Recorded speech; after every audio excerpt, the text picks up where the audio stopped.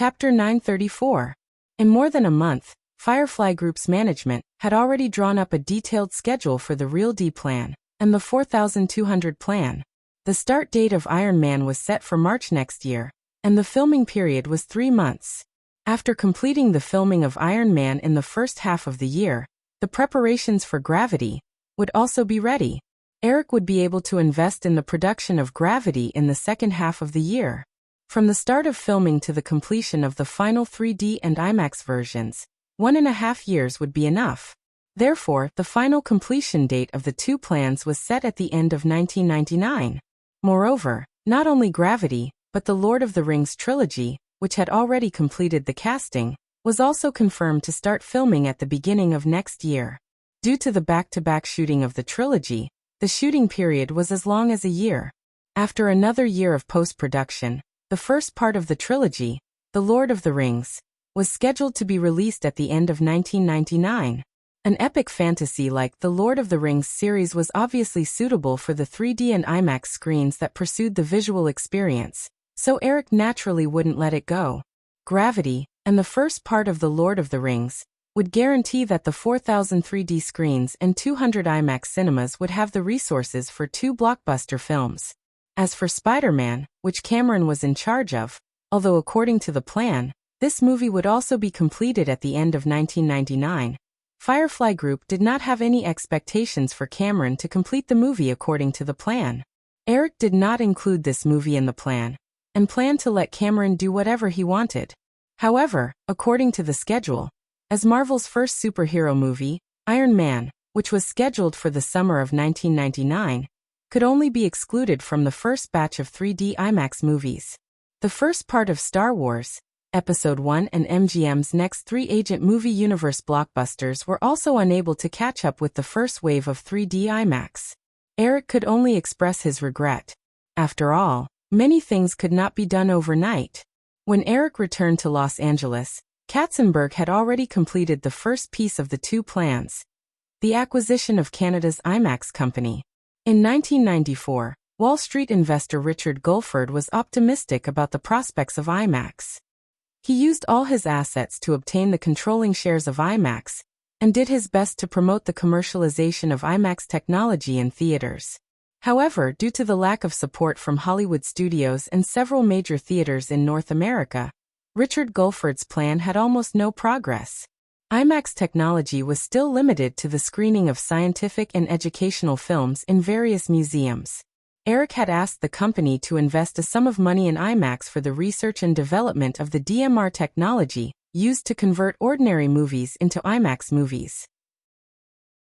Although IMAX saw a glimmer of hope, it did not substantially improve the company's performance. Before Firefly launched the acquisition, IMAX could be said to be heavily in debt. The entire company's market value on the Nasdaq market was less than $200 million. But it owed a huge debt of $150 million, including the $30 million that Firefly had borrowed. Since Eric planned to bet on IMAX, Firefly naturally would not give up the dividends brought by the promotion of IMAX technology in the future. At the same time, the company did not want to be controlled by others in the process of promoting IMAX technology. Therefore, the management agreed that the company should be bought. However, Eric would not object to the acquisition of less than $500 million. After a few years of hard work, IMAX was on the verge of bankruptcy. Although Richard Gulford felt that the acquisition of Firefly Group would bring earth-shaking changes to the company, he did not hold it tightly in his hands. After a few weeks of negotiations, Firefly finally paid $230 million in cash, and assumed IMAX's $150 million debt. Because $30 million of the $150 million debt came from Firefly, the actual total amount of the transaction was only $350 million. Praia Vista. Although the expansion plan of Firefly Studios had not officially started, the land west of Lincoln Avenue was already being cleaned up by many workers. After many revisions, the team of engineers responsible for the construction of the theme park finally came up with a satisfactory design of the aerial corridor.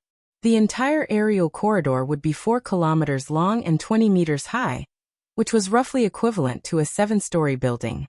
In order to make people who saw the aerial corridor not think of buildings like reinforced concrete viaducts, the entire corridor would be made entirely of steel and glass.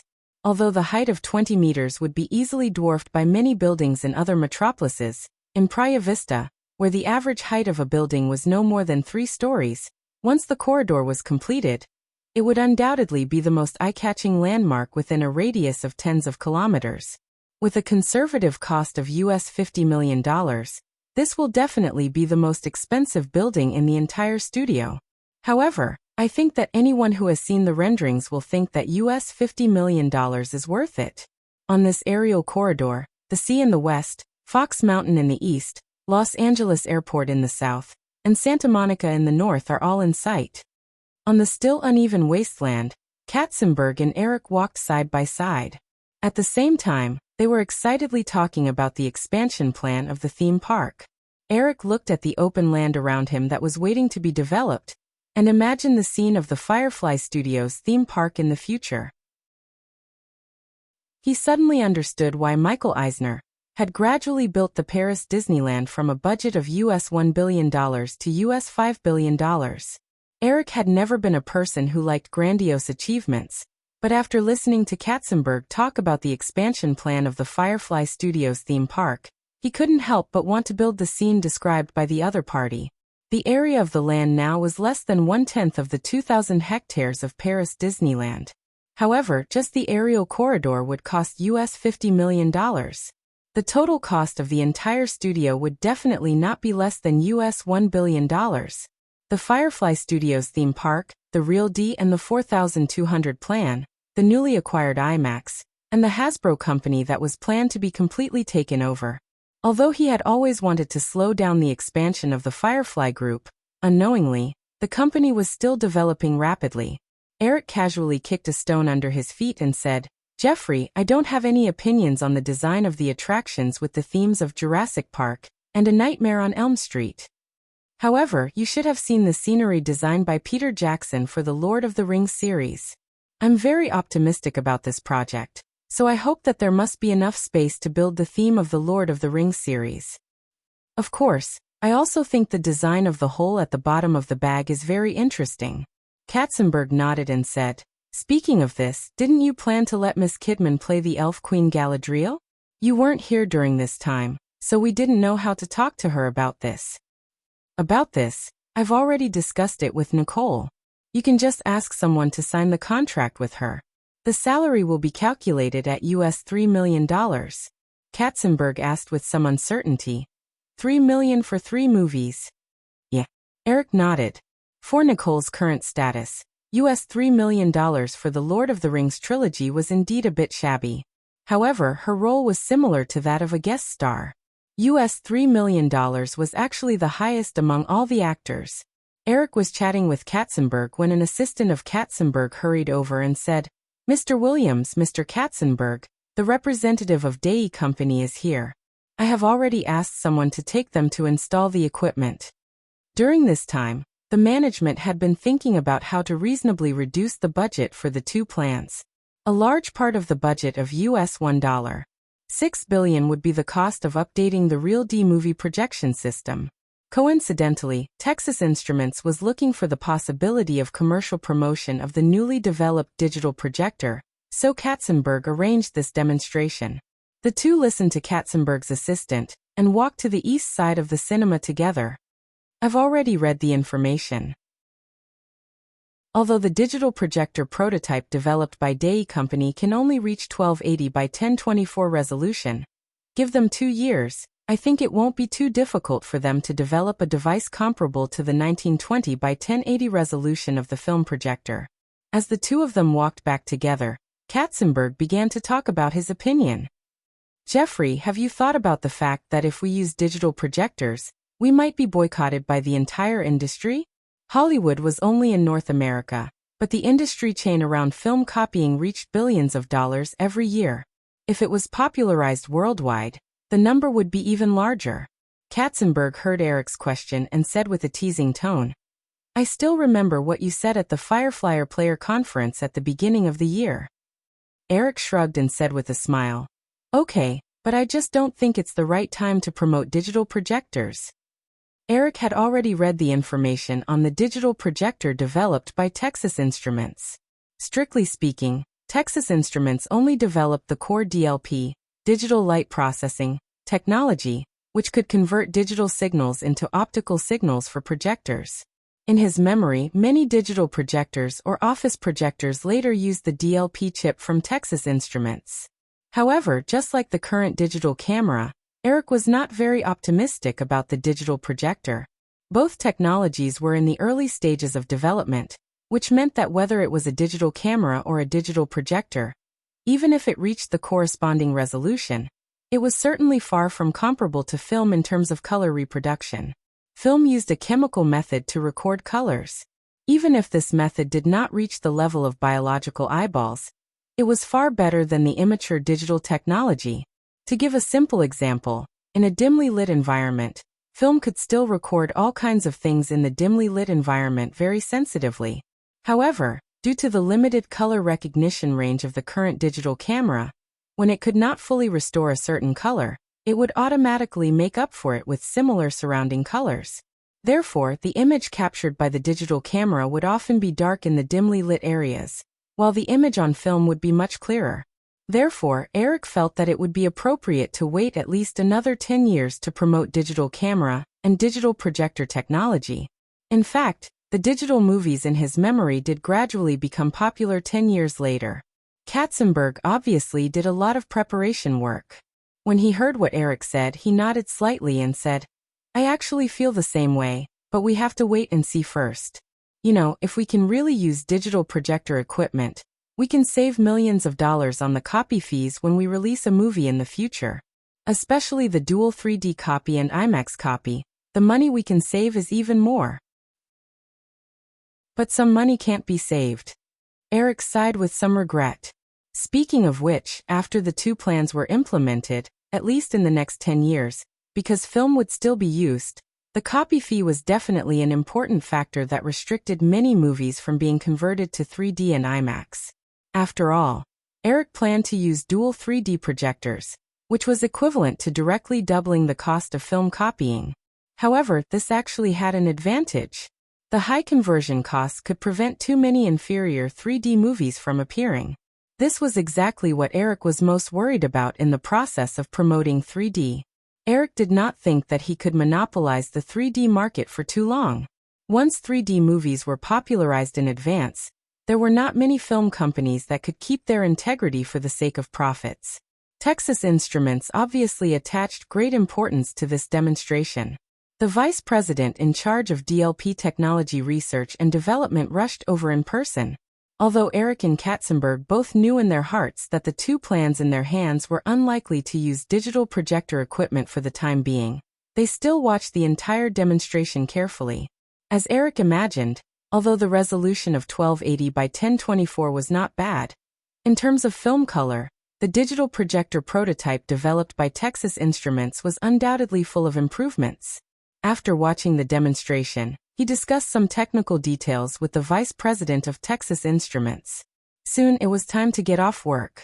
Today was already November 20th, close to Thanksgiving.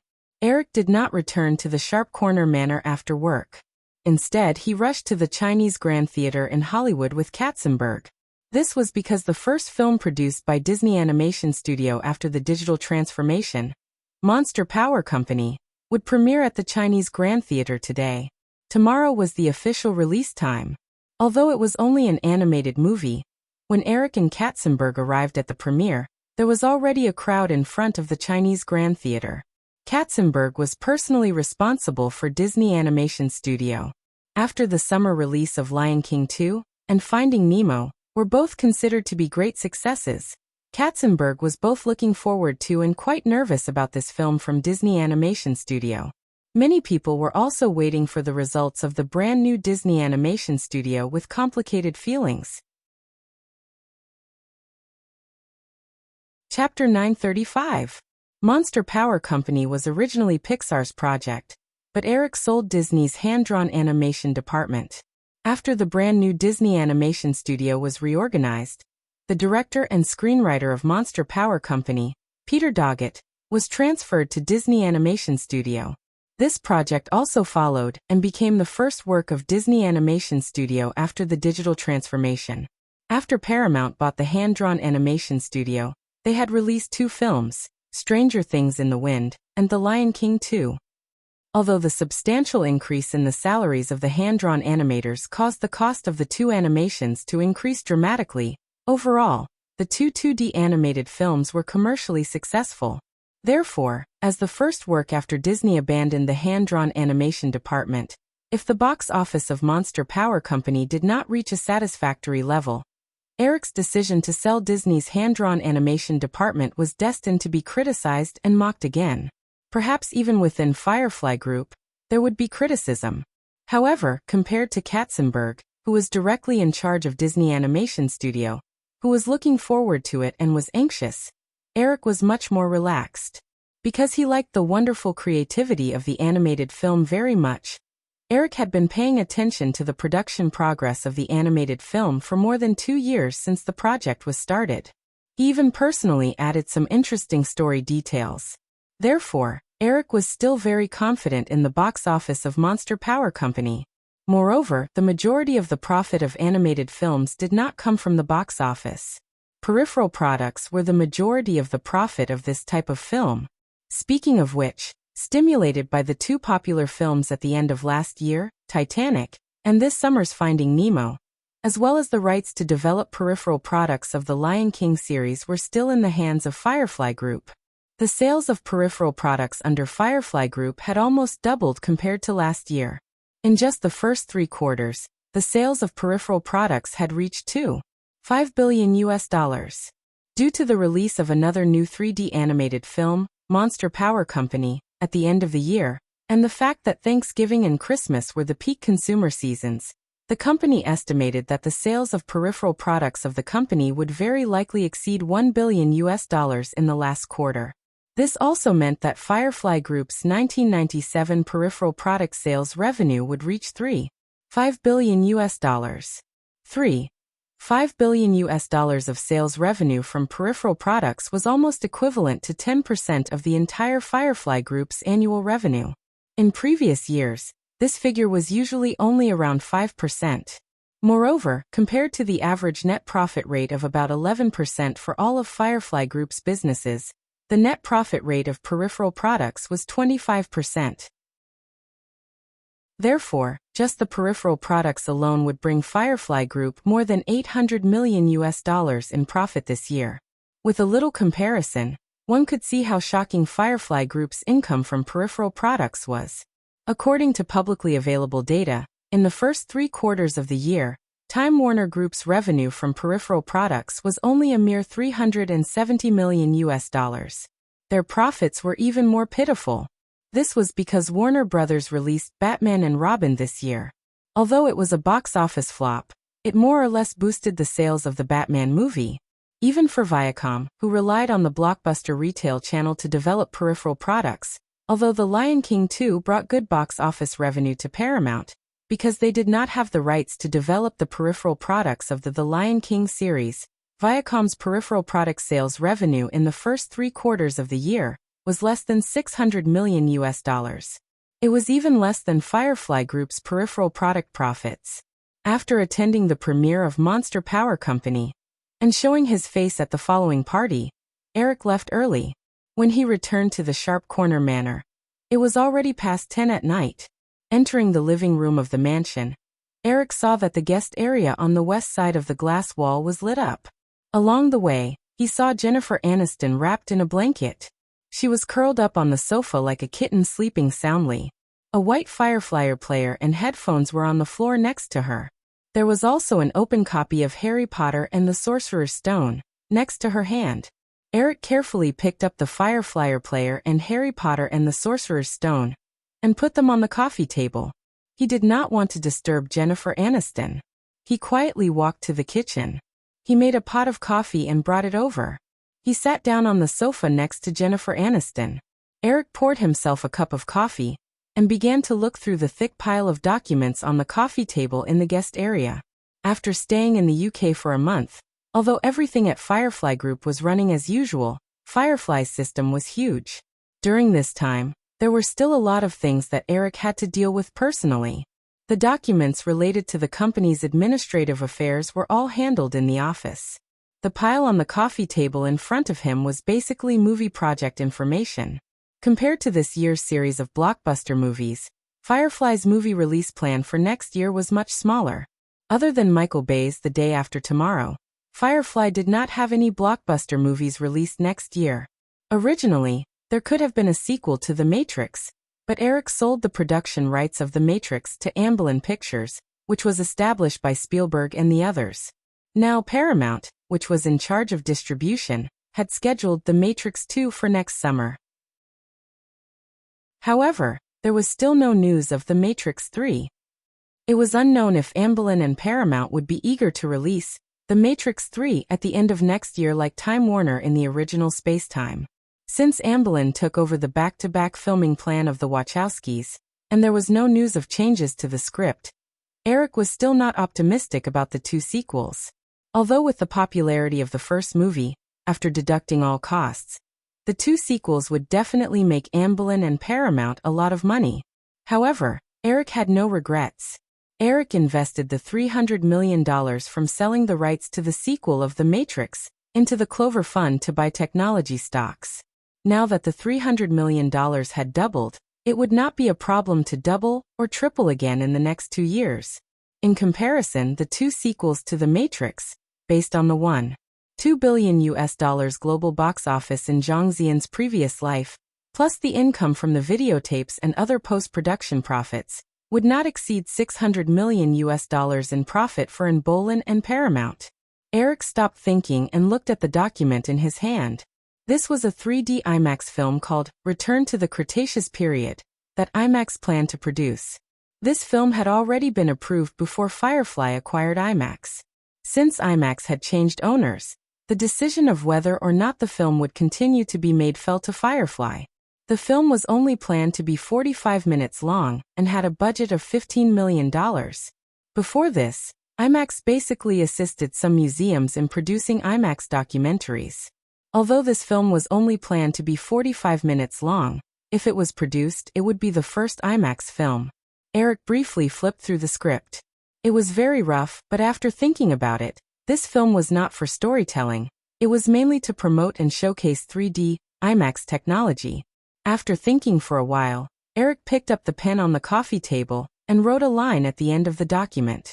He agreed to the filming of this film.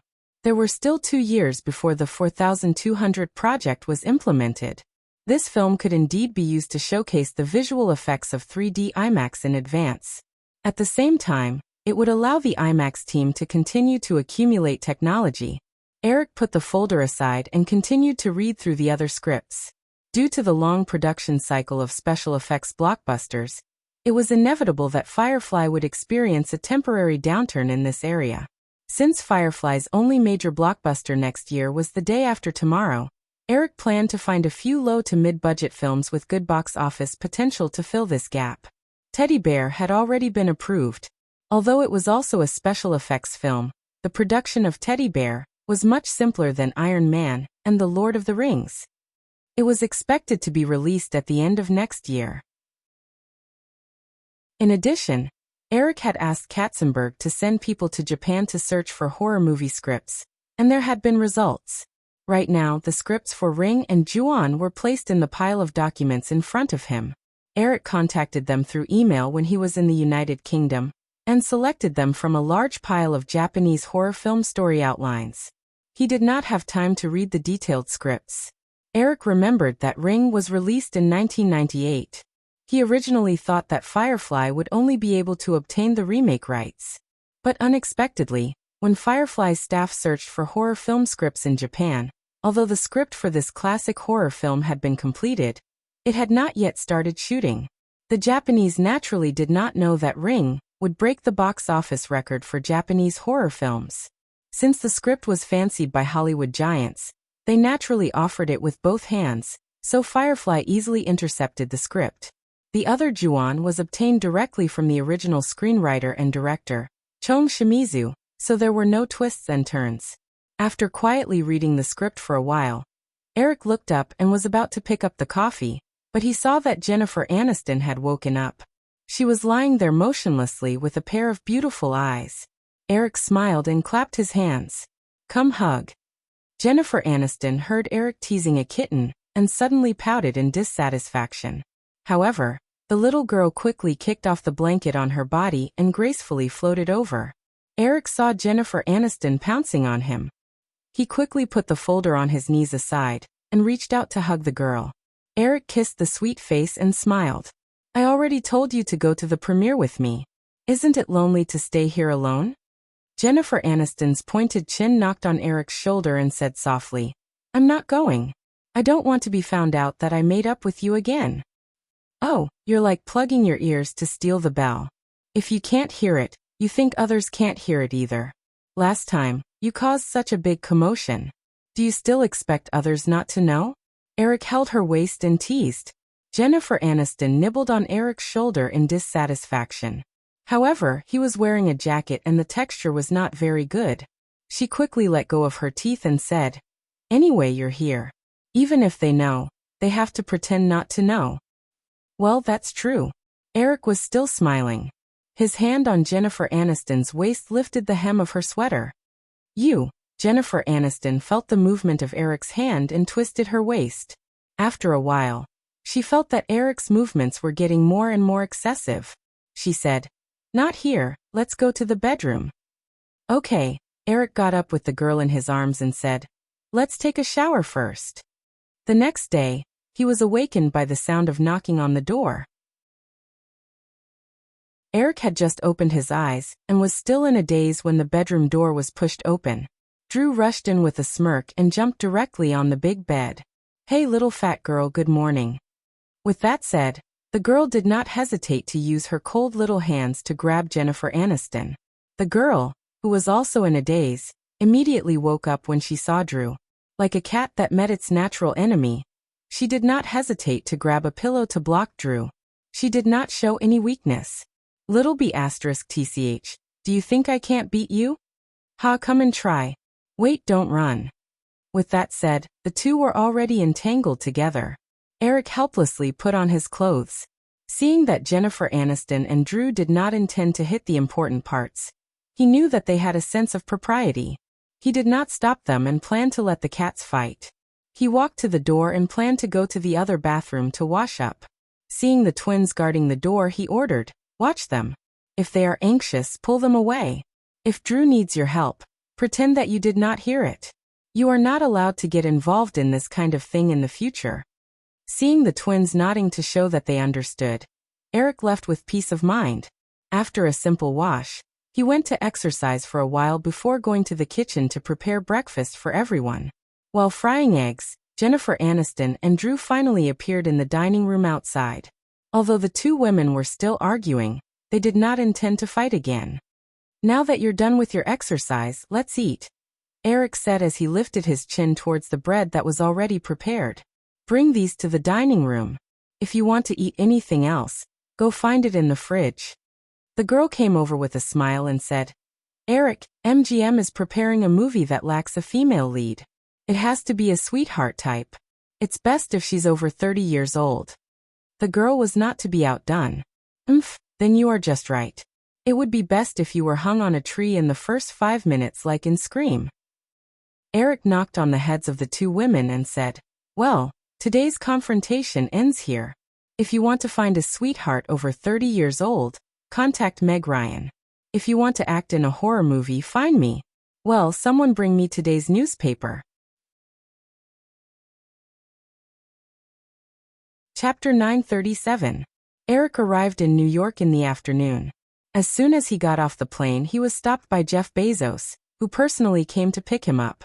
Together, they went to the Morgan Stanley headquarters to attend the Amazon IPO preparation meeting.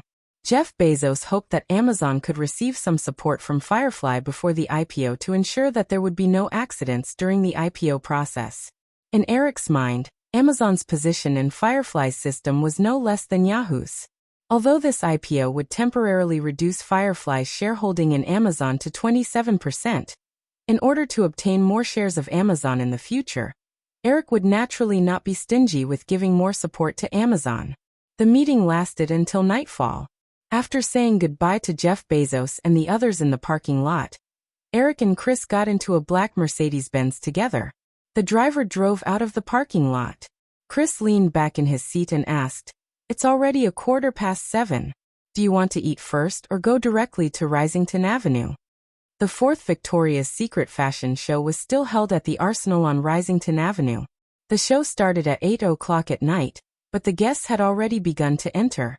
"Let's eat first. We can't go there on an empty stomach," Eric said as he told the driver to find a restaurant. Then he realized the other meaning in Chris's words. "You mean you don't plan to go to Risington Avenue?" Chris shrugged and said helplessly, "Emily said she had to work until midnight tonight. She told me to go back early to see the kids." "Haha, okay." Eric laughed and stopped teasing Chris. Instead, he asked, "How's the situation in Korea?" The Korean won's closing exchange rate today dropped to 12.55. It's 34% lower than the initial exchange rate. 2 days ago, the International Monetary Fund approved $20 billion of aid for Korea. However, as soon as the aid was approved, it was revealed that Korea had less than $10 billion of foreign exchange reserves to resist international hot money. It's impossible for Korea to bet all $20 billion of aid on international hot money. I think the possibility of Korea surviving is very low. When Chris heard this topic, he immediately became spirited. Without any hesitation, he explained the data in his mind. "Of course, I can't be 100% sure. South Korea should be the last stop of the Southeast Asian financial crisis. If it continues to spread, it might affect Europe and the US. The European Union and the federal government have already raised their vigilance and will not allow the hot money to continue. If the European Union and the federal government increase their support for South Korea, South Korean won will still be able to hold on. Now, some funds have already started to settle. Eric, do you think we should stop?" Currently, the Korean won had only fallen by 34%. If they settled now, Firefly's short of $1 billion would only earn about $70 million. If the Korean won fell by more than 70%, Firefly's profits would exceed $400 million. Speculating in foreign exchange was a kind of gamble. The $700 million that was raised by several companies had already been recovered with interest. Although he didn't know if there would be any special accidents in the Korean won crisis, Eric was still very much inclined to take the risk. "Of course we can't stop. All the international hot money is focused on Korean won. It would be strange if Korea can hold on. Moreover, even if Korean won is lost, the international hot money will probably only target Russia. The possibility of a counterattack is very low." Chris was banned from entering the Victoria's Secret show by Emily, so Eric wasn't in a hurry. The two slowly ate dinner. Eric and Chris parted ways. When they arrived at the Arsenal on Lexington Avenue, it was already past 8 o'clock. The big show had already started, and there were still many media reporters waiting outside the munitions factory who couldn't get permission to enter. Eric could hear the hot music as soon as he got out of the car. He carefully avoided the large group of reporters outside and went directly backstage. Although the Victoria's Secret show in the past 2 years was no longer the same as the first time, when the sales of the videos alone could earn hundreds of millions of USD. However, due to the soaring sales of the group, Ltd still spared no effort in the Victoria's Secret show. At the end of November, the night temperature in New York was close to 0 degrees. However, the interior of the Arsenal was as warm as spring. The backstage was still busy. Eric greeted a few passing Victoria's Secret angels and staff. He took off his thick trench coat and was about to go to the front desk to find a seat to watch the show live. However, he was stopped by Emily. "Eric, I was looking for you." When Emily saw Eric, she immediately took out a folder from Eva Pakula, who was behind her, and handed it to him. "Here, take a look. We're going to record some senior executive speeches later. You should say a few words." After that, before Eric could react, Emily heard something from the headset and turned around to leave in a hurry. Eric helplessly waved the folder in his hand and asked Eva, who was already Emily's assistant, "What's this?" Take a look yourself, Eva said and hurriedly walked away with Emily. Eric was about to open the folder to take a look when a few Victoria's Secret angels, who had just changed into their angel costumes, ran over in their high heels with the help of their assistants. Eric quickly stepped aside and looked around. He then walked to the makeup area and sat down casually. Flipping open the folder, it turned out to be a list of the top models' income rankings that was about to be published by Forbes magazine. Forbes had never published a similar list before. It was probably the result of Emily's initiative. This was indeed another way to promote the Victoria's Secret brand. Without much suspense, Cindy Crawford topped the list with an annual income of $20 million. In the past few years, America's Top Model was still at the peak of its ratings. In addition to the 2 seasons of America's Top Model, every year, Cindy also served as the producer of America's Top Model in the UK, France, Australia, and other overseas countries. These all brought her a lot of money. In addition, Cindy also received a lot of endorsement fees from various fashion brands. Even if Cindy didn't privately buy technology stocks, her annual income of $20 million was definitely not a small amount. In second place was Linda Evangelista, with an annual income of $15 million. Her main sources of income were from Project Runway and brand endorsements. In third place was Claudia Schiffer, with an annual income of $12 million, which surprised Eric a little. In the past few years, Claudia had successfully transitioned into an actress. Strictly speaking, she could no longer be considered a model. However, this list still included her. Emily probably didn't want the entire list to be filled with Victoria's Secret angels. Eric didn't think this was necessary. The Victoria's Secret Legion was the group with the highest income in the modeling industry. There was no doubt about this. Before Eric created the Victoria's Secret show, the top models in the modeling industry only had an annual income of $1 million. With the rise of the Victoria's Secret Legion, the high exposure of the supermodels also greatly increased their value. Although there was no lack of people in the fashion industry who were jealous of the Victoria's Secret show, no matter how high-end a brand was, in the end, they still wanted their spokespeople to have a higher reputation. The Angel Legion was undoubtedly the group with the highest reputation in the modeling industry. Other than Claudia Schiffer, the next 7 supermodels in the top 10 were all from the Victoria's Secret Legion. 6 of them had an annual income of $10 million. Even the last one had an annual income of $6 million. This level of income was basically impossible before the Victoria's Secret show. Eric was a little confused. What did Emily want him to say by giving him this information? After reading the list in his hand, he was about to turn the page when footsteps came from afar. Eric looked up and saw the baby-faced Chu Seagoff running over. "Good evening, Eric." Eric nodded and looked at Chu Seagoff's pink angel outfit. "This should be the Victoria's Secret pink theme," he asked.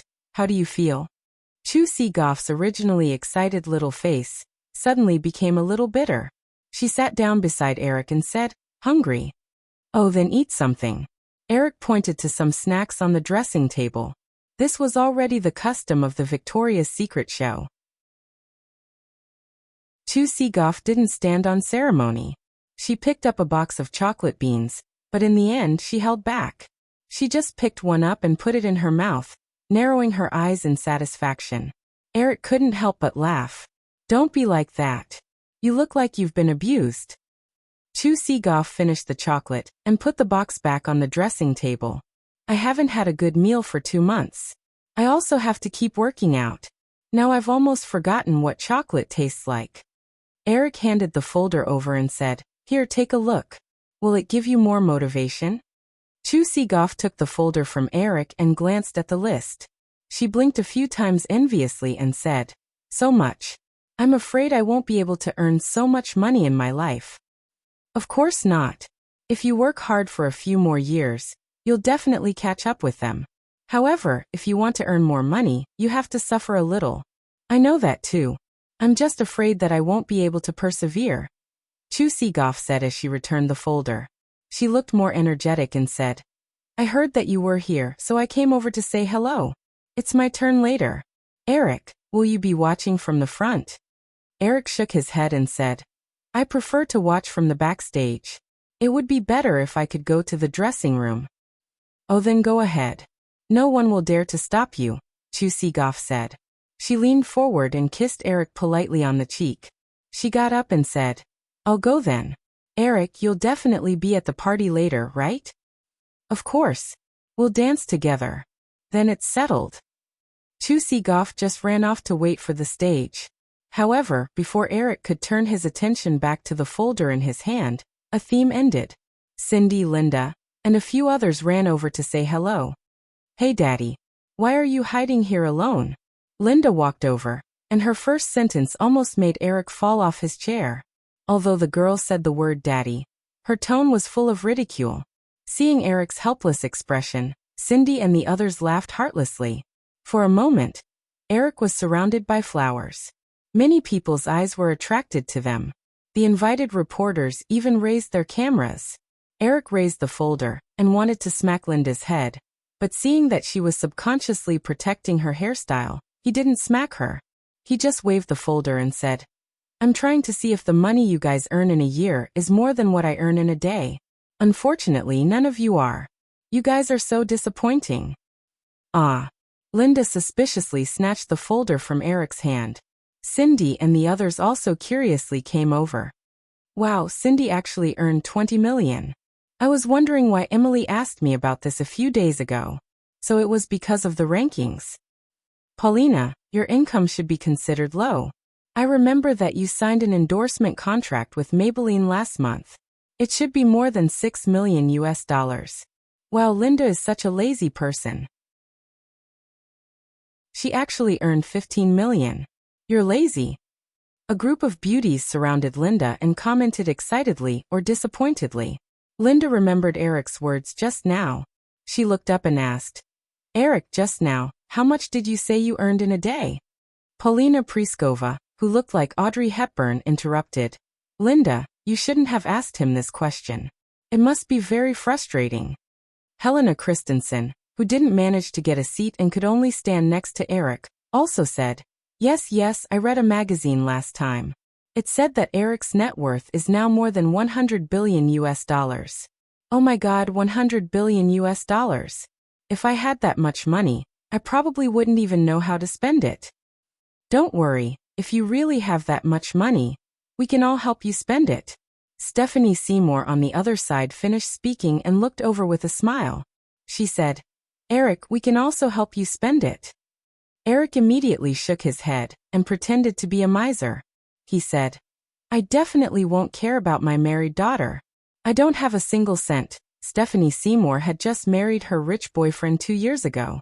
Hearing Eric's words, everyone laughed again. Just as they were laughing, Emily hurried over and glared at Eric fiercely. Then she said to Linda and the other women, Ladies, don't forget what we're doing. Hurry up and change your clothes or touch up your makeup. The women were obviously a little afraid of Emily. Hearing this, they all got up and left. After chasing away the group of beauties, Emily still didn't let Eric go. She said, Everyone is so busy that they're flying. You're still here causing trouble. If something goes wrong, it'll be big trouble. Eric shrugged helplessly.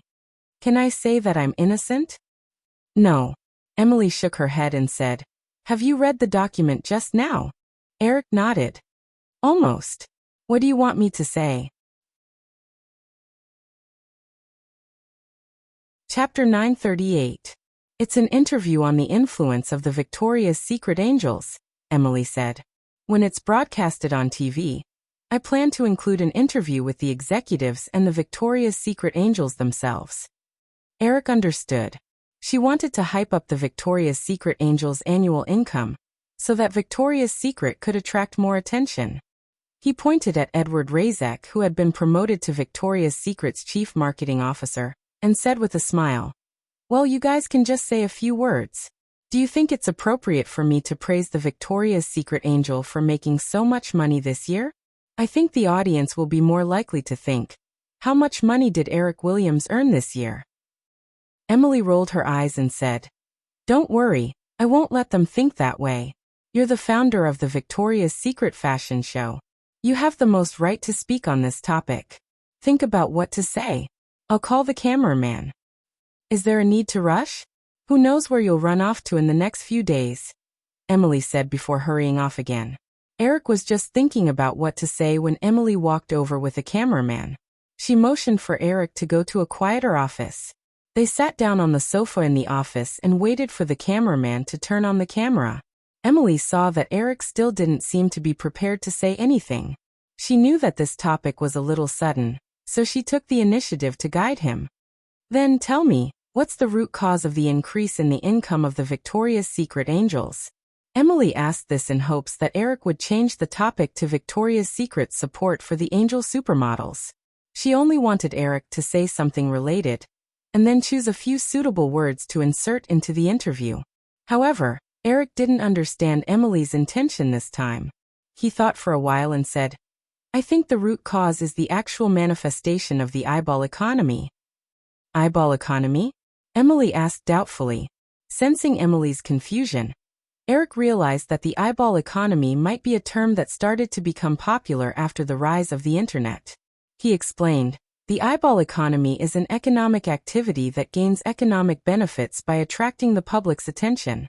Traditionally, the viewership ratings of television stations or the circulation of newspapers needed to attract enough attention in order to reach a certain level. The same is true for the Victoria's Secret Angels.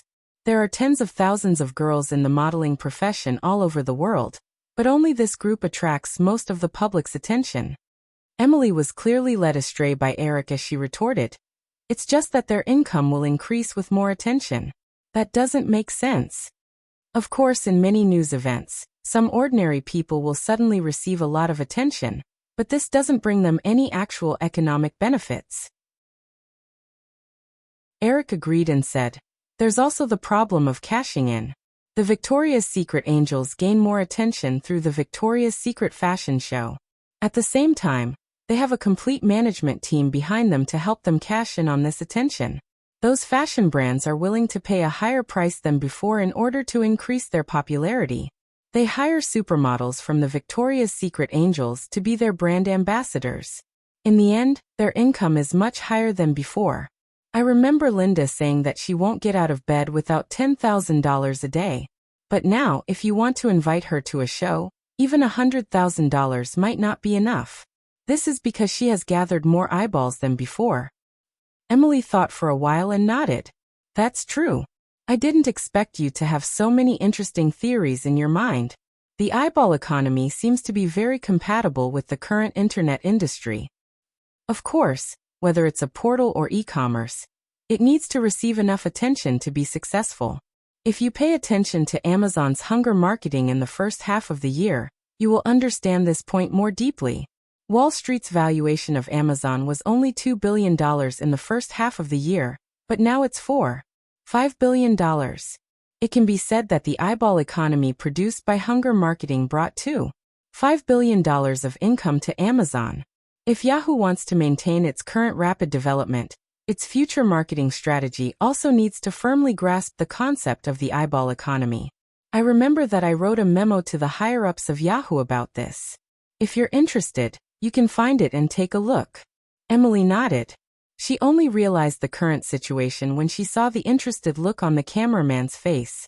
She unreasonably glared at Eric and said, You changed the topic again. We're talking about the Victoria's Secret Angels. The show was still going on outside. Emily didn't want to be absent if something unexpected happened. Therefore, she didn't ask any ambiguous questions. She directly asked Eric to put in a few good words for the Angel Corps before ending the recording. Although it was already the fourth show, whether it was the higher-ups of LTD or the Angel supermodels participating in the show, they were still trembling with fear every time they walked the show. Emily and the other higher-ups were worried that something unexpected would happen during the show, while the Angel supermodels were worried about whether they would fall on the runway.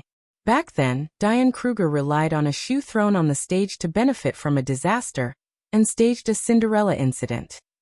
She became the most popular supermodel in the first Victoria's Secret fashion show. However, in the past few years, no supermodel dared to deliberately do this. All the Victoria's Secret Angels only hoped that they could successfully complete their runway show. Fortunately, after a tense and hectic 60 minutes, the show finally came to a successful end. After the curtain call, the guests at the front desk began to leave one after another. This time, the 43 Victoria's Secret Angels gathered backstage again.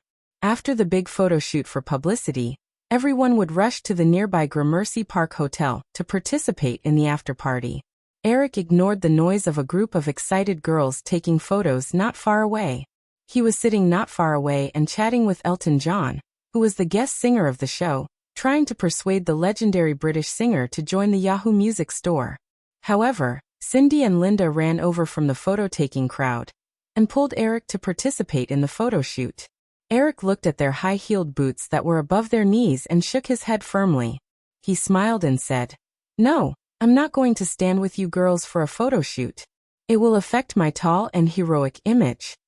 The average height of the Victoria's Secret Angels was close to 1.8 meters, not to mention that they were all wearing all kinds of high heels. Although Eric wasn't short, standing in the middle of this group of girls would definitely be very incongruous. Linda pulled Eric's hand unhappily and said, "Then you can sit down. We'll get you a stool." Eric deliberately patted the two-seater sofa that he and Elton John were sitting on and said, "You move this over and I'll take the photo." "Hi, you think we can't move it over?" Cindy said and shouted at the crowd not far away.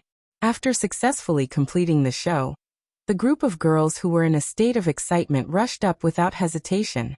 Elton John quickly got up and dodged with a smile. Eric also stood up and said, Okay, no need to move it. I'll go over." The Victoria's Secret Angels, who were already a little crazy, ignored Eric. Amidst the crowd's laughter, 7 or 8 girls easily lifted the two-seater sofa and walked to the photo shoot area. Linda watched her sisters put the sofa in front of the photo wall and glanced at Eric proudly.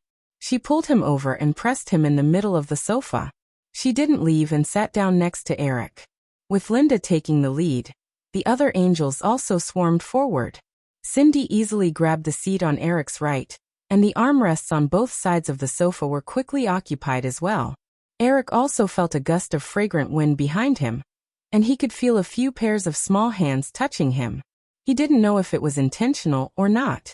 Russell James, the photographer of Victoria's Secret, seemed to think that the scene wasn't lively enough.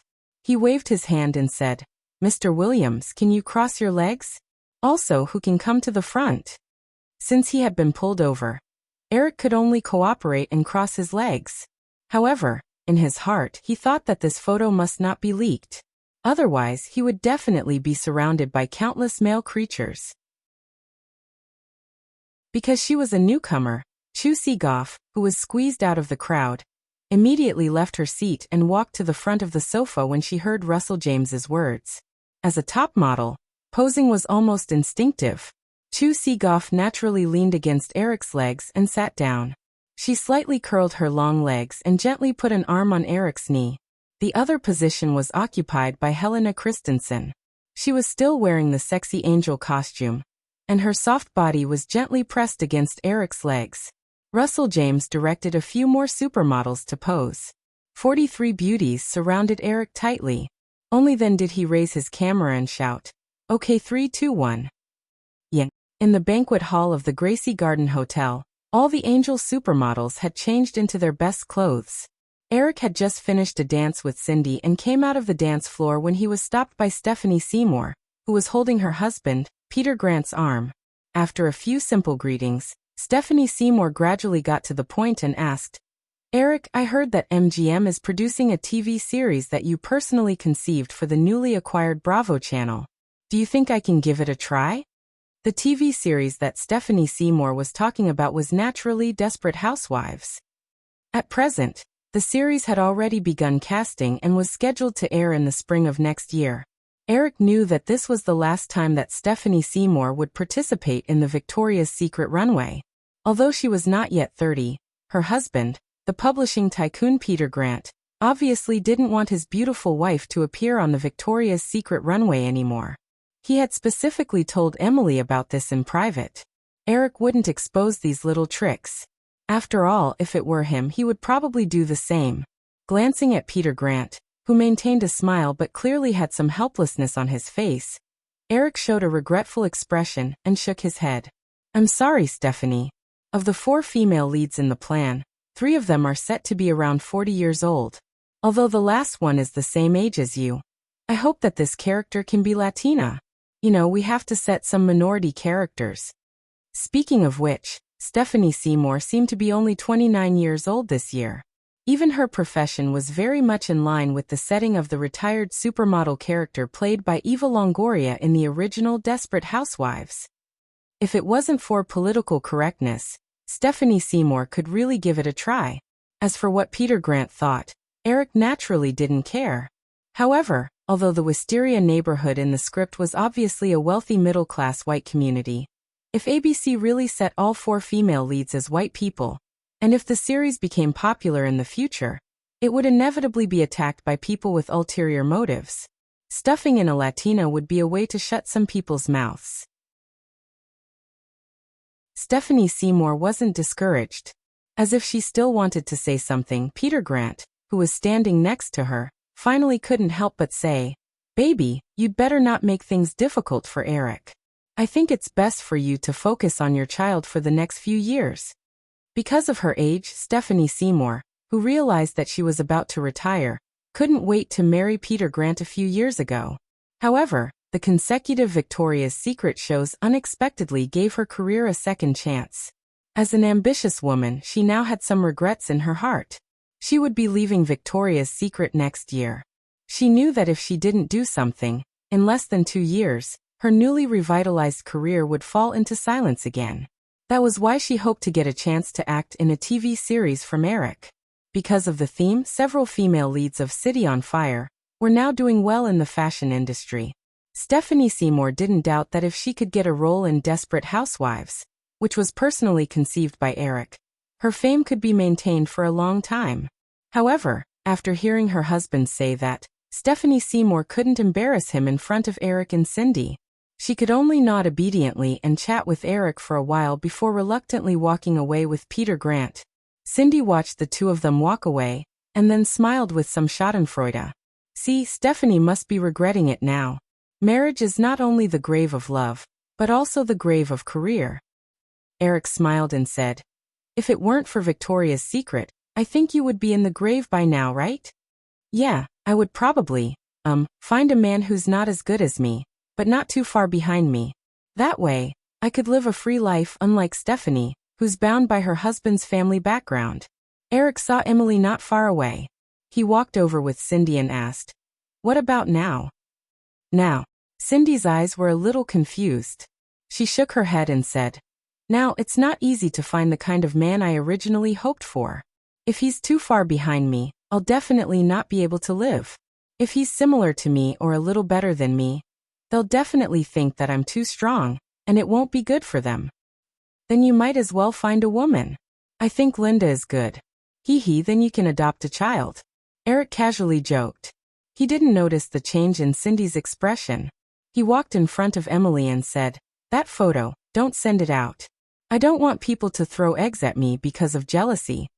Emily rolled her eyes at Eric and said, "I thought you would be very proud." "What's there to be proud of? I can only look at it but not eat it." Emily glanced at Cindy and said, "I think it's not that you can't eat it, but that you can't eat it, right? That's 43 of them." Eric was immediately dissatisfied. "Ugh, are you looking down on me? Okay, I'm not going to talk nonsense with you. Of course, I won't let anyone send that photo out." "Don't worry," Emily said. She then greeted Cindy, who was still deep in thought, and walked towards a guest not far away with a smile.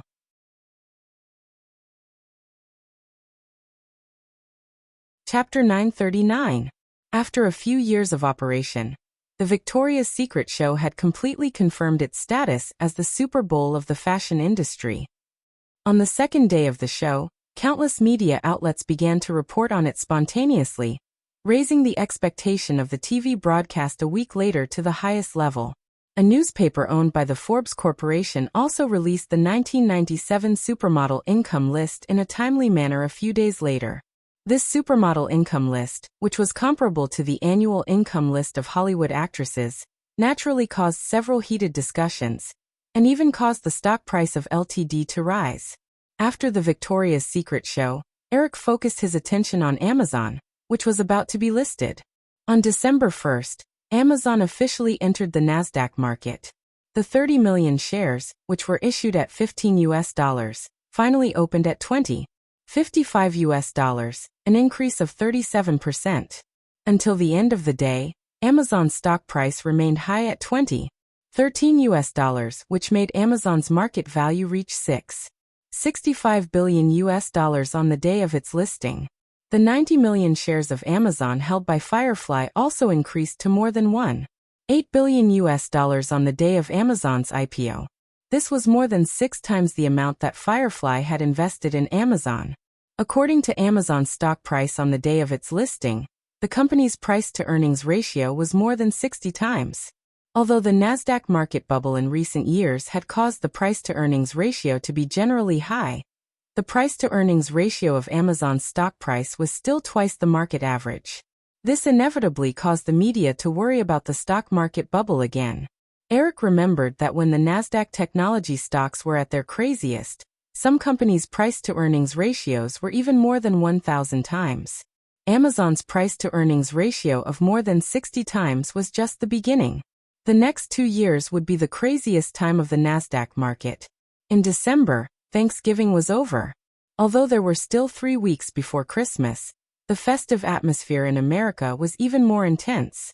After Eric attended Amazon's IPO, he did not immediately rush to Long Island to spend Christmas with his women and children.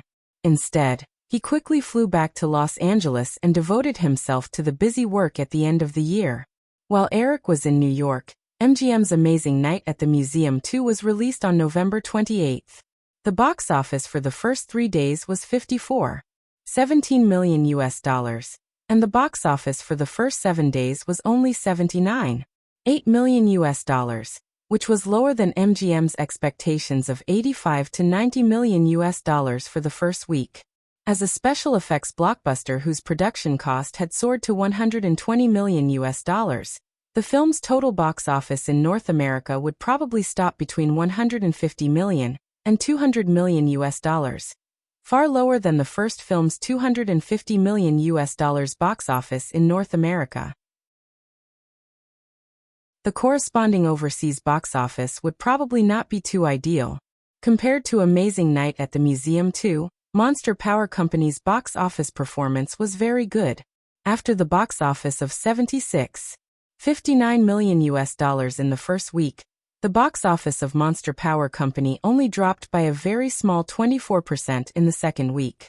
It collected another $57.02 million, and the total box office for the 2 weeks had reached $133 million.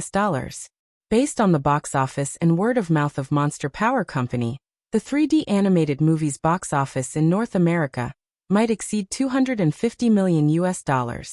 As the first production of the brand new Disney animation studio, the production cost of this movie was relatively low. Therefore, Firefly Group would reap huge profits in North America alone.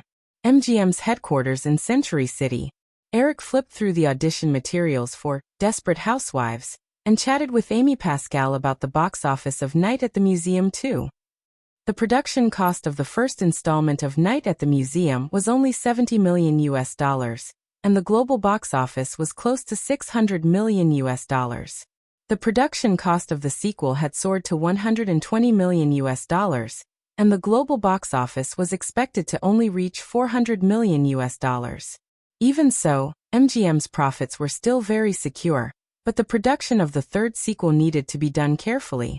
So, Amy, the box office for the first week was $10 million lower than expected, and the word of mouth was not as good as the first one. What do you think the problem is? Amy Pascal glanced at Eric, who was casually flipping through the actor materials. She did not know if Eric had already made his own judgment, but she still answered seriously. I think this should be because the series of Night at the Museum is not a traditional special effects blockbuster. It's more of a comedy. The box office of comedy movie sequels has always been very unstable, because it's difficult to judge the audience's taste for comedy sequels. Sometimes, a comedy can have many sequels and still be very popular. Some people only make the second movie, and the audience will be tired of it.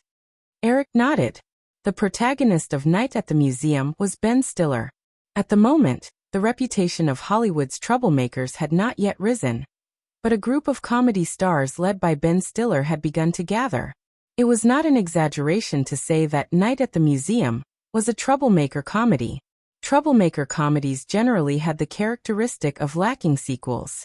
After thinking for a moment, Eric said, "As for the third movie, don't start it for the next 2 years. Spend more time on polishing the script. Also, Ben Stiller's salary can't be increased anymore." Amy Pascal nodded. As the two were chatting, the office door was knocked a few times. Amy Pascal's assistant pushed the door open and said, "Mr. Williams, Ms. Pascal, it's time for the audition." Eric and Amy Pascal heard this and packed up the materials in front of them and walked to the audition room. After the preliminary work at MGM, the 4 female leads of Desperate Housewives were basically confirmed. Other than Terry Hatcher, who played Susan, Eric had chosen the other 3 housewives. This time, he just wanted to see the results of the auditions in person. Terry Hatcher also had a cameo role in Casino Royale. Although the global success of Casino Royale had given Terry Hatcher some fame, she was already 33 years old this year. She had passed the golden age of an actress, so it was impossible for her to have much development as a movie actress. Besides, Desperate Housewives was an idea that Eric had personally conceived. When MGM sent out an invitation, Terry Hatcher immediately accepted the role. However, Eric had other considerations when he chose Terry Hatcher to play Susan. In the past, after Desperate Housewives became popular, the 4 housewives originally planned to follow the example of the 6 people of Friends and join forces to ask ABC for $1 million per episode. However, during the negotiation process, Terry Hatcher left the other 3 actresses and signed a contract with ABC privately. Naturally, the alliance to put pressure on ABC collapsed. Eric did not know the details, but the disagreements within the Desperate Housewives crew were well known. In fact, Terry Hatcher's unsociability ensured that the 4 housewives of Desperate Housewives would not unite this time. When he walked into the audition room, the 4 actresses who were already waiting in the room stood up. Terry Hatcher, who was more familiar with Eric, walked over first and hugged Eric warmly. When Eric hugged Terry Hatcher, he felt the woman's fingers gently stroke his back. He just smiled. Although he did not remember much about her, he knew that she was definitely a difficult woman. Eric did not want to get into trouble. After letting go of Terry Hatcher, Eric turned to the other 3 actresses. Among the remaining 3 actresses, Eric only knew one of them, Elizabeth Perkins. He did not have any impression of the other 2 actresses. They were completely selected by the MGM television department. Elizabeth Perkins was also an actress that Eric had specially chosen. Eric had seen Elizabeth Perkins' performance in Single Toxic Moms and felt that Elizabeth Perkins was the most suitable actress to play the perfectionist OCD Brie Van Dijkant in Desperate Housewives. Elizabeth Perkins had an air of elegance that was similar to that of a good wife and mother. Since the roles had basically been finalized, Eric had also watched the audition tapes of several actresses in advance, and there was nothing he was dissatisfied with. Therefore, the audition was more like a relaxed atmosphere of reading the script. However, Eric was probably the only one who had this kind of mentality. The 4 actresses were all cautious. Since it was Desperate Housewives, Eric deliberately set the ages of the housewives to be younger, so that they would not have to take Botox desperately to maintain their appearance like before. However, other than the 27-year-old Latina actress named Vanita Crown, the other 3 actresses were all over 30 years old. The current TV series was almost the last chance for them to make a comeback in their acting careers. This relaxed audition only lasted for an hour and a half. Eric had to rush to Firefly Studios to attend a year-end meeting. He simply watched a few performances and chatted with the actresses about his views on the TV series before leaving in a hurry. However, before leaving, Eric handed a card to Amy's assistant and asked her to pass it to Elizabeth Perkins. During the exchange, Eric suddenly had a feeling for Elizabeth Perkins, a mature woman with a beautiful face and temperament, so he did not hesitate to make a move. After laying a huge foundation in Hollywood, Eric naturally regarded this territory as his hunting ground. He never intended to let go of the prey that he was interested in. After passing the audition, Elizabeth Perkins finally breathed a sigh of relief. She originally thought that Eric Williams would inevitably be a little arrogant since he was young. However, throughout the audition process, the young Hollywood mogul gave her a very gentle feeling. However, as she was about to leave, Amy Pascal's assistant stopped her, handed over a card and whispered, "Miss Perkins, this is from Mr. Williams." Elizabeth Perkins was stunned as she noticed the jealous and disdainful look in the eyes of Terry Hachel, who was obviously pretending to look for something in her handbag. Elizabeth Perkins hurriedly nodded at the assistant before stuffing the card into her coat pocket and hurrying out. Elizabeth Perkins didn't take out the card until she came to the parking lot and sat in the car. Although she had expected it, she was still at a loss when she saw an invitation to dinner and a string of phone numbers on the card. She was not a newbie who entered Hollywood for the first time. Naturally, she knew what this invitation meant. She drove away from the MGM headquarters and aimlessly turned to Rodeo Avenue in Beverly Hills. She stopped the car unconsciously and found that there was a women's clothing store on the side of the road. After hesitating for a while, Elizabeth Perkins got out of the car and went into the women's clothing store to pick out a new set of clothes. She was deceiving herself, thinking that this was a reward for getting the role. After shopping for clothes, she suddenly gave up on herself and went to buy a pair of Manolo high heels. This brand of high heels had become even more popular after the broadcast of Want City. In the past, she couldn't bear to buy them, although the movie Flying Across the Future, with Tom Hanks many years ago, made her popular for a period of time. That was 10 years ago. After that, she didn't receive any influential movies. Now she could only act in TV dramas. She wandered through the streets of Los Angeles until night fell. She watched the lights on both sides of the road gradually start to turn on. She stopped at a roadside phone booth and dialed the number on the card. It was not Eric Williams who answered the phone. He just asked for her location and then said that he would send a car to pick her up. Elizabeth Perkins hung up the phone and wanted to get into the car. After thinking about it, she stood by the roadside and waited. After waiting for about 20 minutes, a black car stopped by the roadside. The driver got out of the car and opened the door to look at her. Elizabeth Perkins then realized that the car was here to pick her up. After getting into the car, she found that Eric was also sitting in the back. Eric watched Elizabeth Perkins sit down beside him and said with a smile, "I thought you wouldn't call me." Elizabeth Perkins was still a little unwilling. She asked with a hint of indifference, "If I didn't call you, would I not have gotten the role?"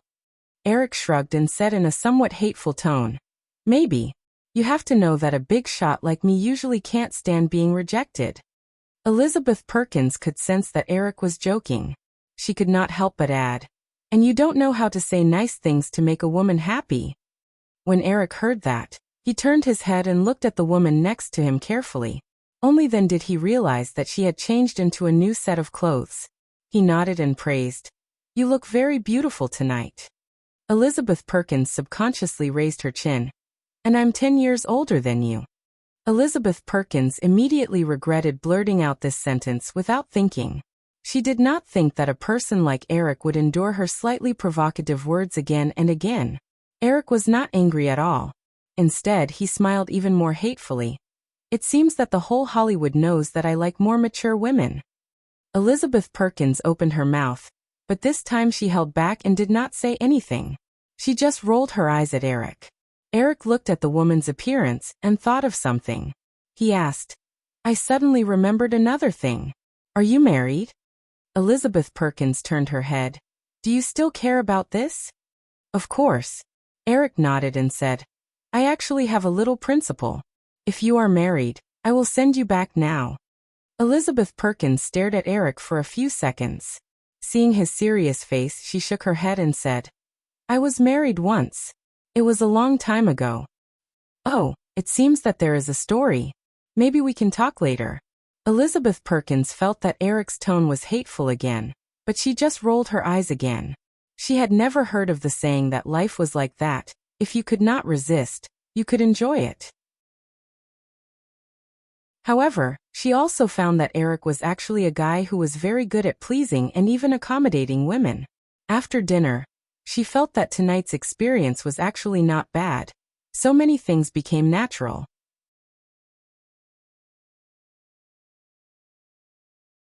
Chapter 940. In the Northern Hemisphere in December, snow had already begun to fall in most areas, but Los Angeles was still as warm as spring. It was already past 9 o'clock in the morning at the Pointy Corner Manor. In the circular master bedroom of the Seashell Villa, all the curtains were pulled open, and the bright morning sun poured in from all directions. Elizabeth Perkins lay lazily on the big bed, not minding that the blanket on her body was completely pulled open by the man next to her. She meekly felt a slightly rough hand moving up and down her smooth back. Thinking back to last night and the various situations just now, although she was a little embarrassed, she couldn't help but feel proud that her mature body could attract the young man next to her. Eric reclined on the side with his hand on his cheek, gently caressing the woman's body. He was in a daze, wondering if he really had some kind of plot. The sudden ringing of the phone disturbed the silence in the bedroom. Elizabeth Perkins, who was looking for birds flying in the blue sky outside the window, turned her head curiously, only to see Eric's strange expression after picking up the phone, as if he had seen a ghost. She was about to ask something, but Eric had already reached out to cover her mouth. "Jenny, I'm upstairs. I just finished exercising and am changing. Can you help me prepare breakfast first?" Kiss. After hanging up the phone, Eric's expression still didn't relax. It had been a few years, but the girl's talent didn't show any signs of failing at all. It had only been a few days, and she had started to use her big move again. Somewhat glad that the villa was big enough, Eric didn't hesitate to pick up his clothes and start to put them on. Elizabeth Perkins looked at Eric's flustered appearance and chuckled. She also heard Eric say the word Jenny just now, and her lazy and hoarse voice had a hint of schadenfreude. "Your girlfriend?" Eric looked at the woman who was still lying lazily on the big bed, as if she was enjoying the sun. He nodded, put on a t-shirt, and quickly picked up all of Elizabeth Perkins' clothes and shoes, and threw them on the bed. Then he rolled up the bed sheet and wrapped the woman in it, picked her up, and walked to the bathroom. Elizabeth Perkins did not resist Eric's actions. She only grabbed her high heels and held them outside. She was still giggling as she asked, "Eric, if she finds out, will I be strangled to death?" "You won't, but I will," Eric joked as he pushed open the bathroom door and placed the woman in the bathtub. "I'm sorry, Liz. You have to hide here for a while. I'll call you when I leave with Jenny." Elizabeth Perkins changed her position and leaned comfortably in the large bathtub. Looking at Eric, who was about to leave, she said, "I don't mind, but don't you know that a woman's nose is very sharp?" Eric was stunned for a moment, and immediately understood. He had been entangled with Elizabeth Perkins the entire night, and had not showered after the morning passion. It would be strange if Jennifer Aniston did not smell the scent of another woman on him. Thinking of this, Eric searched on the bathroom sink, but could not find any men's perfume. He did not have the habit of wearing men's perfume. He only remembered that the girl had bought him a bottle before, but he did not know where she had thrown it. Since he could not find any perfume, Eric had to take off his clothes and stood under the shower to take a shower. Because it was Saturday, Eric was able to relax and have some fun. He did not expect to be almost caught by the girl again. After taking a shower, Eric checked the other traces in the bedroom. He went to the study and picked up a laptop before walking downstairs. When he came to the kitchen, he kissed Jennifer Aniston, who was preparing breakfast. After making sure that the girl did not smell anything from him, Eric was relieved. He put the laptop on the dining table and planned to check today's work email. The IBM laptop in front of him had finally achieved wireless Wi-Fi connectivity. This was the effect of the wireless router sample that Firefly Electronics R&D department had just sent over last week. However, the laptop did not have a Wi-Fi connectivity module yet, so it could only be equipped with an external signal receiver. Today was December 13th, a week before Christmas. Therefore, there were no new blockbuster movies on air. Firefly's Monster Power Company and MGM's Amazing Night at the Museum 2 were still leading the box office. Monster Power Company, which had been released for 3 weeks, had accumulated a box office of $168 million. The results were gratifying. Amazing Night at the Museum 2, on the other hand, had a drop of 58% in the box office in the second week.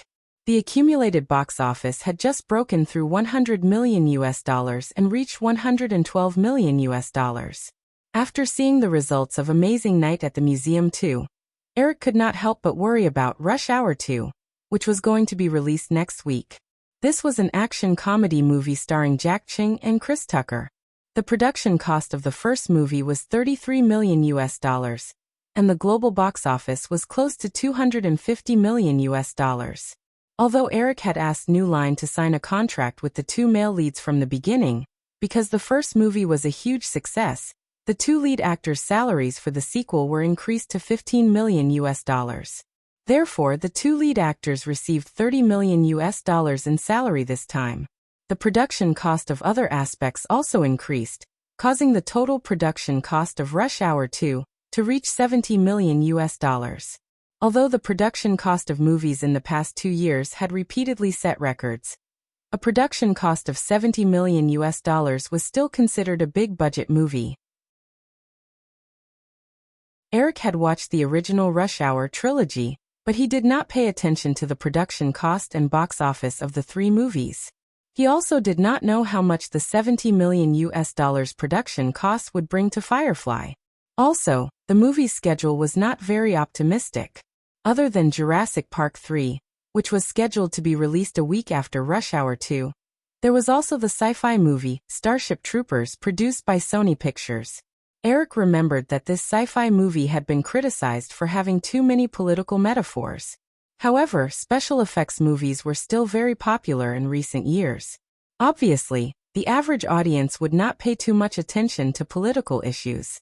After the failure of Godzilla during the summer, Sony Pictures still invested $40 million in this movie, which cost nearly $110 million to produce. Starship Troopers would undoubtedly be the biggest threat to Rush Hour 2.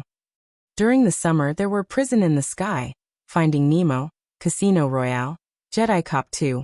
At the end of the year, there were Monster Power Company, Amazing Night at the Museum 2, Rush Hour 2, Jurassic Park 3. Even if he only counted the Firefly movies, Eric found that the North American movie schedule was getting more and more crowded. In his memory, in the future, there would be big-budget movies released in May, June, July, August, and even September. This could be said that the summer schedule was extended from June and July to 5 months. There would also be blockbusters released at Easter and the beginning of November. Perhaps it was time to extend the hot movie schedule, or develop a new schedule. Otherwise, the North American movie schedule would only cause more and more internal friction. Eric thought about these things in his mind, and unknowingly opened another email in his mailbox. Although Jennifer Aniston had already eaten breakfast, she still made 2 servings and planned to eat with Eric. She placed the breakfast on the table and walked behind Eric. She curiously glanced at the laptop screen and softly exclaimed. She then put her arms around Eric's neck and moved closer to him. "What's wrong?" Eric kissed the girl's cheek and asked with a smile. He then looked at the laptop screen. This email turned out to be the global box office statistics for Casino Royale. It was already the end of the year and the global release of Casino Royale was basically over. Although there were still some small countries that had not released the movie, it would not have much of an impact on the total box office. The future increase would at most be a few million USD. Jennifer Aniston pointed at the eye-catching box office number on the screen and said, $1.35 billion. Is this the global box office of Casino Royale? Eric quickly browsed through the email. The North American box office of Casino Royale was set at $372 million. The overseas box office was $763 million. The global box office was $1.35 billion. According to the 55% split in North America and 35% overseas, MGM's share of the box office of Casino Royale was as high as $471 million. The total investment for the production and distribution of Casino Royale was $160 million. In other words, MGM would have a net profit of $310 million US. Compared to Godzilla and Batman and Robin during the summer, the performance of Casino Royale was much more outstanding. 1. $35 billion US. I didn't expect it. Eric nodded with a smile and said, but it still can't compare to Jim's Titanic. Jennifer Aniston kissed Eric on the cheek and said, the box office of all your movies combined is definitely higher than his. Eric heard this and couldn't help but think of this question. Since his debut in 1988, he didn't know the cumulative box office of the movies he participated in. However, if only the 3 recent movies, Tornado, Jurassic Park, and Casino Royale were counted, it was probably similar to Cameron's cumulative box office. Plus the previous movies such as Home Alone and Pretty Woman, it was not a problem to surpass Cameron's. After reading this email, Eric temporarily closed the browser, picked up the tableware, and looked at Jennifer Aniston, who was sitting next to him, and said, it's Christmas next week, do you want to go to New York with me? Although she never took the initiative to mention it, Jennifer Aniston was still inexplicably curious about Eric's 2 children. She thought for a while and asked, will Drew go? Eric nodded and said, she used to go. It's more lively when everyone spends Christmas together. I called the day before yesterday, and Vicky said that it might snow in New York in a few days, so it will be more Christmas. The girl was obviously a little tempted, but she hesitated for a while and shook her head. I'm not going. You just have to spend Thanksgiving with me in the future. Okay then. Eric didn't force her. He changed the topic and said, where do you plan to go after breakfast? I don't plan to go during the day, but I have a party with Matthew tonight. Come with me. The Matthew that Aniston was talking about was probably Matthew Perry. Although he hadn't acted in Friends back then, Matthew Perry had been doing well in the film industry in the past few years. However, he wasn't as popular as when he was in Home Alone. Okay, then let's go buy some clothes during the day.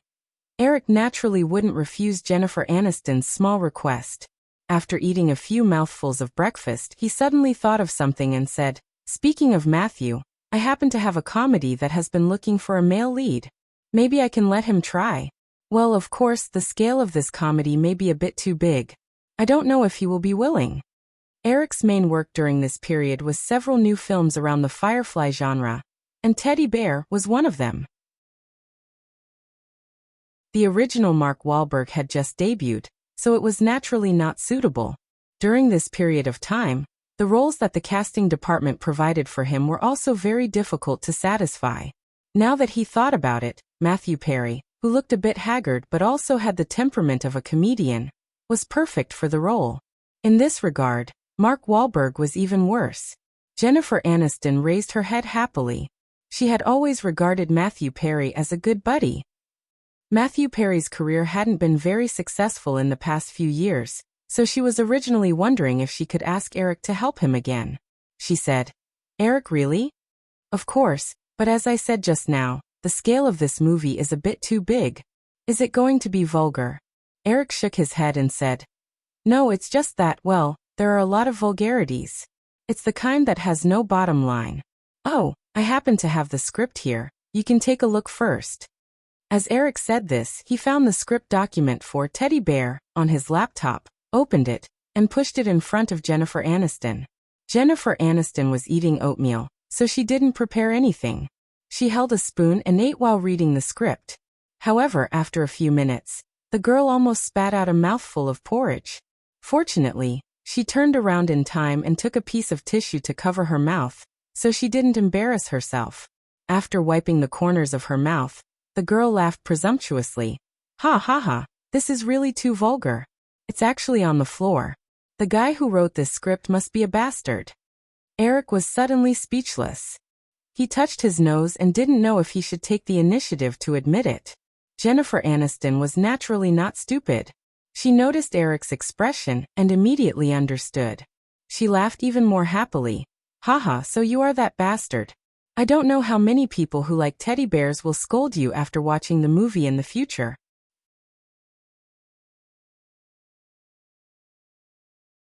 Chapter 941. Eric talked about Teddy Bear with Matthew Perry at the party that night. He had no qualms about this movie that ruined childhood. Instead, he showed great interest in it. The two hit it off immediately. After a symbolic audition, the male lead of Teddy Bear was decided. After finalizing the male lead of Teddy Bear, Eric was in charge of The Lord of the Rings, Iron Man, The Fast and the Furious, Desperate Housewives, and other projects were basically ready. When he rushed to New York to spend Christmas with his women and children, only the female lead of Ring was left undecided among the projects in his hands. While most of the Western countries were immersed in the joy of Christmas, Southeast Asia was still suffering from the devastation of the financial crisis. After resisting with all their might for half a month, South Korea finally gave up protecting the Korean won. In the following 2 weeks, the exchange rate between the Korean won and the US dollar plummeted to 1756.1. Compared to the highest decline a month ago, it had reached a terrifying 73%. East Hampton, Long Island. Because the two little guys were about to go to school, Joanna and Virginia no longer moved between East Hampton and Southampton.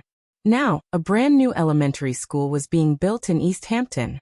When Kevin and Hawaii turned 5 next year, this private school that was built without caring about the cost would almost be on the right track, and the two little guys would be able to enroll. Before that, Joanna and Virginia agreed to let Kevin and Hawaii receive preschool education at home. It was already December 20th, and Eric had just flown in from Los Angeles yesterday. Chris's family also specially came to East Hampton this year to spend Christmas together. After breakfast, Chris came over from his family's manor in East Hampton and talked to Eric about Southeast Asia. It had just snowed heavily on the East Coast. Although it was sunny, the sun didn't have any warmth at all. Eric and Chris didn't hide in the study. Instead, they sat at the round table by the swimming pool in the backyard, enjoying the soft winter sun. Not far away, they could see a big girl and 3 little guys making a snowman.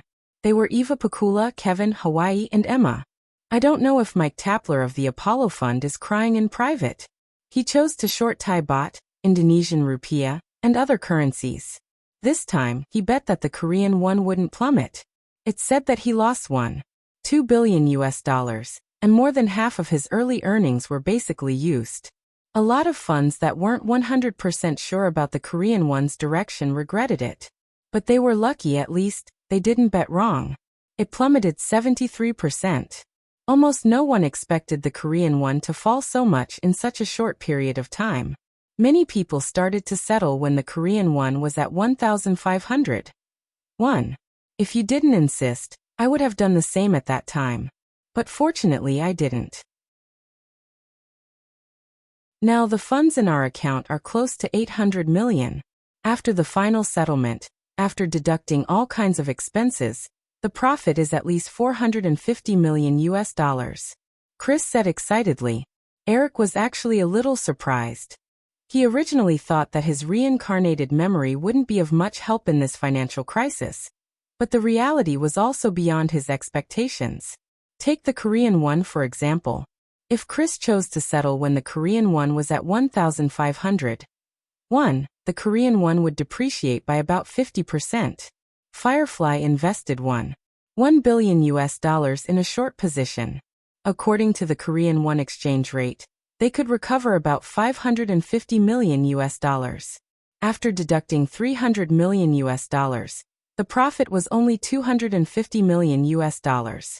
But under Eric's insistence, Chris waited patiently until the Korean won fell below 1,700 before he settled. At this time, the Korean won short position, which was worth $1 billion US dollars, had fallen to 300 million US dollars. After the short position was settled, Firefly's profits were close to 800 million US dollars.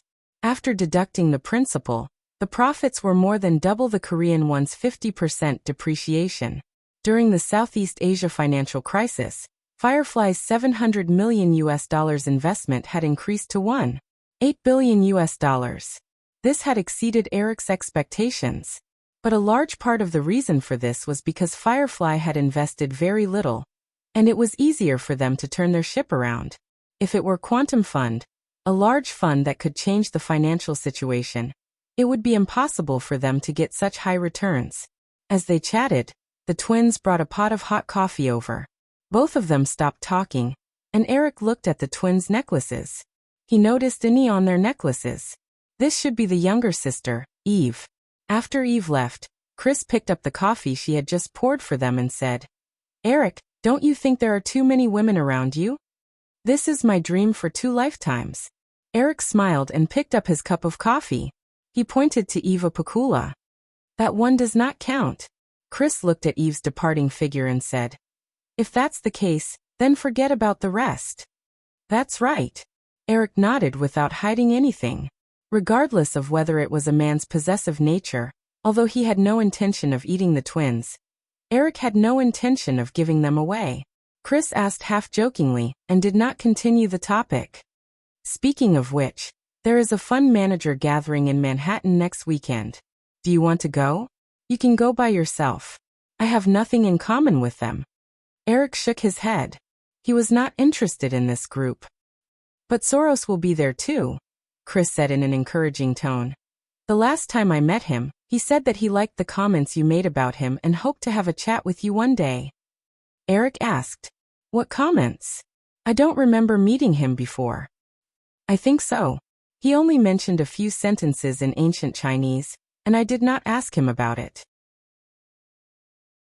Eric then remembered that after reading Soros' book, Financial Alchemy, he had written on the title page of the book, "Heaven and earth are furnaces, nature is work, yin and yang are carbon, all things are copper." At that time, he felt that it was very appropriate to use these 2 sentences in Peng Fu to describe Soros's turbulence in the international financial market. Eric remembered that he had given the book Financial Alchemy to Katzenberg. This matter should have been passed to Soros from Katzenberg. Katzenberg was a New Yorker, and often came back. Soros was said to have a lot of friends. The chances of them meeting were quite high. "I remember now." Eric nodded. He was actually quite curious about Soros, so he said, "Next weekend, if there is a chance, let's go and have a look." As the two were chatting, Eric's phone rang. He looked at the caller ID and could not help but smile. He had just thought of Katzenberg and he called. Eric raised his phone and gestured to Chris. He did not avoid it. He leaned back in his chair and pressed the answer button. After exchanging a few pleasantries, Eric asked, "Jeffrey, it should be 6 in the morning in Los Angeles. Is there anything urgent?" On the other end of the phone, Katzenberg said a few words. Eric shook his head and said, "I read some reviews in the newspapers this morning. The reviews for Rush Time 2 are not as good as Starship Troopers. I haven't seen the box office data yet. It should be out on your end, right?" Yesterday was December 19th, Friday. It was also the beginning of the Christmas period. Firefly Group's Rush Time 2 and Sony Pictures' Starship Troopers were released on a large scale yesterday. Los Angeles was 3 hours later than New York. It was already 9 in the morning in New York. It was only 6 in the morning in Los Angeles. It was far from working hours. Eric did not pay attention to the box office data like last year when Titanic was released. Under such circumstances, Firefly's distribution department in Los Angeles would only send the box office data to Eric after work. Eric had already read the reviews for Rush Time 2 and Starship Troopers when he was having breakfast. Overall, Rush Time 2 barely passed the box office. Starship Troopers was much better. The overall rating was more than 7 points. When Katzenberg called to talk about Rush Time 2, Eric thought that the box office was going to fail. He was mentally prepared. But after Katzenberg said a few more words, Eric immediately straightened up. 23. $1 million on the first day. Did you make a mistake? How much was the box office for Starship Troopers on the first day? Eric listened to Katzenberg patiently. He nodded from time to time and chatted for a while before hanging up. He had a complicated look on his face. Chris, who was sitting next to him, had a rough idea. He asked curiously, "What 23? $1 million? Rush Time 2 foot. You should have seen the first one, right? Well, it's a very interesting movie." Chris nodded. However, after being around for so long, Chris was still very familiar with Hollywood. As soon as he finished speaking, he exclaimed in surprise, "You're saying that the first day box office of this movie was $23? $1 million? In Chris's impression, Rush Time 2 could only be regarded as a low to medium budget action comedy. The box office for the first movie was not bad, but the sequel's first day box office of $23.1 million was unexpected. Based on the first day box office data, Rush Time 2 was guaranteed to have a box office of $60 million in the first 3 days. The box office for the first week was likely to exceed $80 million. In Hollywood, the movies that could exceed $80 million in the first week were the blockbusters from the 7 major movie studios. This was because these movies had more publicity and marketing resources. Firefly's blockbuster movie for the Christmas slot should be Jurassic Park 3. Although Rush Time 2 was also highly regarded, it was not as important as Jurassic Park 3. If Firefly had predicted that the box office for Rush Time 2 would be so good, they would not have placed this movie in Jurassic Park 3. This would cause internal competition. Eric looked at Chris's surprised expression and nodded. Everyone did not expect this.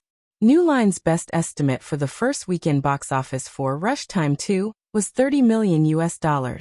That means the first day box office should be around $10 million. But the actual figure was more than twice our estimate. On the other hand, Sony Pictures' Starship Troopers is in line with our expectations for Rush Time 2. I thought this movie would beat Rush Time 2, but it only grossed $8.3 million on its first day. It is less than half of Rush Time 2. Chris said. It seems that next week's Jurassic Park 3 will be affected, right? It will definitely be affected. Eric smiled bitterly and nodded. To be honest, I was not sure if Jurassic Park 3 could reach $80 million in the first week. After all, this is the third movie. Now the situation might be worse. Originally, Rush Time 2's box office was expected to be around $50 million in the first week.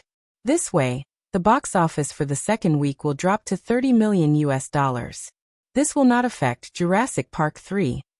But now if Rush Time 2 exceeds $80 million in the first week, the box office will drop by 40%. That will still be $50 million. This is almost a quarter of the North American box office. Chris listened to Eric and said, "No matter what, this is a good thing." That's right. Anyway, as the boss, I definitely want the box office of Firefly's movies to be as high as possible. Eric could only say so. But in his heart, he made up his mind to expand the movie schedule.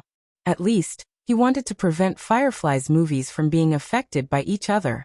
However, this was easy to say. When it was implemented, it was more complicated to weigh the pros and cons. It was not easy to decide which movies should be placed in less popular slots, and which movies should be placed in the best slots to maximize their box office potential. After all, most of the time, Eric only knew the general box office prospects of some movies. Also, as Hollywood's development trajectory deviated from its original trajectory, some of the help from Eric's memories from his previous life would gradually weaken. Chris could also sense the depression in Eric's expression. In fact, he also knew that if Firefly had to choose between Rush Time 2 and Jurassic Park 3, they would definitely prefer Jurassic Park 3. This was because as a blockbuster with special effects, the overseas box office prospects of Jurassic Park 3 were much higher than in North America. Even if the box office performance in North America was slightly weaker, the global box office would still easily crush most blockbusters in Hollywood. However, Rush Time 2 was different. The box office of this series was only in North America. The overseas box office performance was only average in North America. Moreover, the earnings of the Rush Time 2 series from derivatives could not be compared to the Jurassic Park series.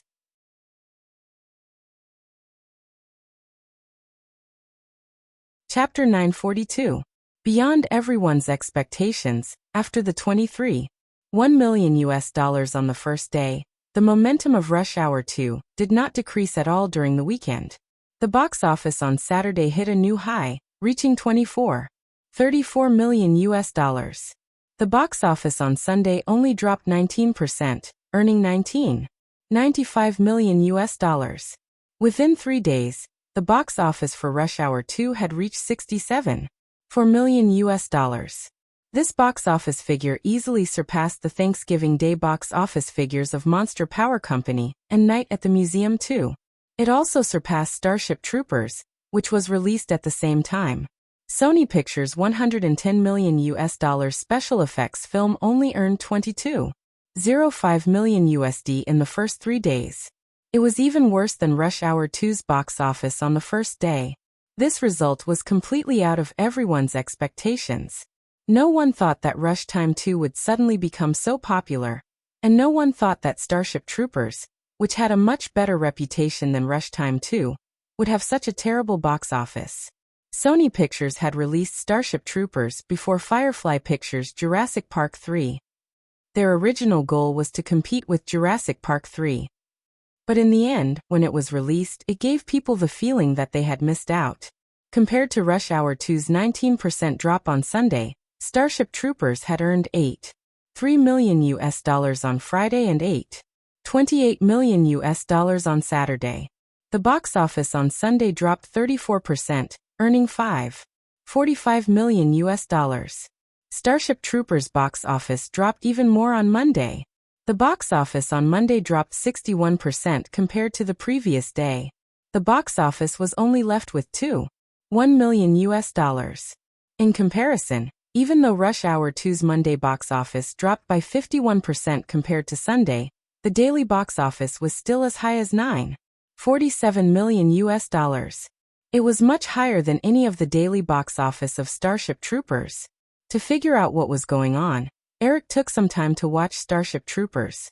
He found out that there was nothing wrong with the movie's plot. The special effects were also very good. However, when put together as a whole, it gave people a very uncomfortable feeling because it was difficult for the audience to find anything in the entire movie that made them feel happy. Instead, it was filled with a relatively stiff preaching atmosphere. Although the media and movie reviews explained that this was a satire of fascism, most people were obviously not interested in this kind of satire. What's more, it was still Christmas season. Most of the people who went to the cinema were there for entertainment. Starship Troopers seemed even more out of place. As a result, although the film received good reviews from the film critics, it received extremely cold treatment from the market. On the contrary, compared to the first film, Rush Hour 2 didn't have any new plot. This was why most media outlets gave the film a low score. However, the audience was very receptive to such a kung fu comedy that was full of fighting and laughter. The US $67.4 million box office on the first weekend had already exceeded everyone's expectations. When the US $9.47 million box office on the first day was released, most people realized one thing.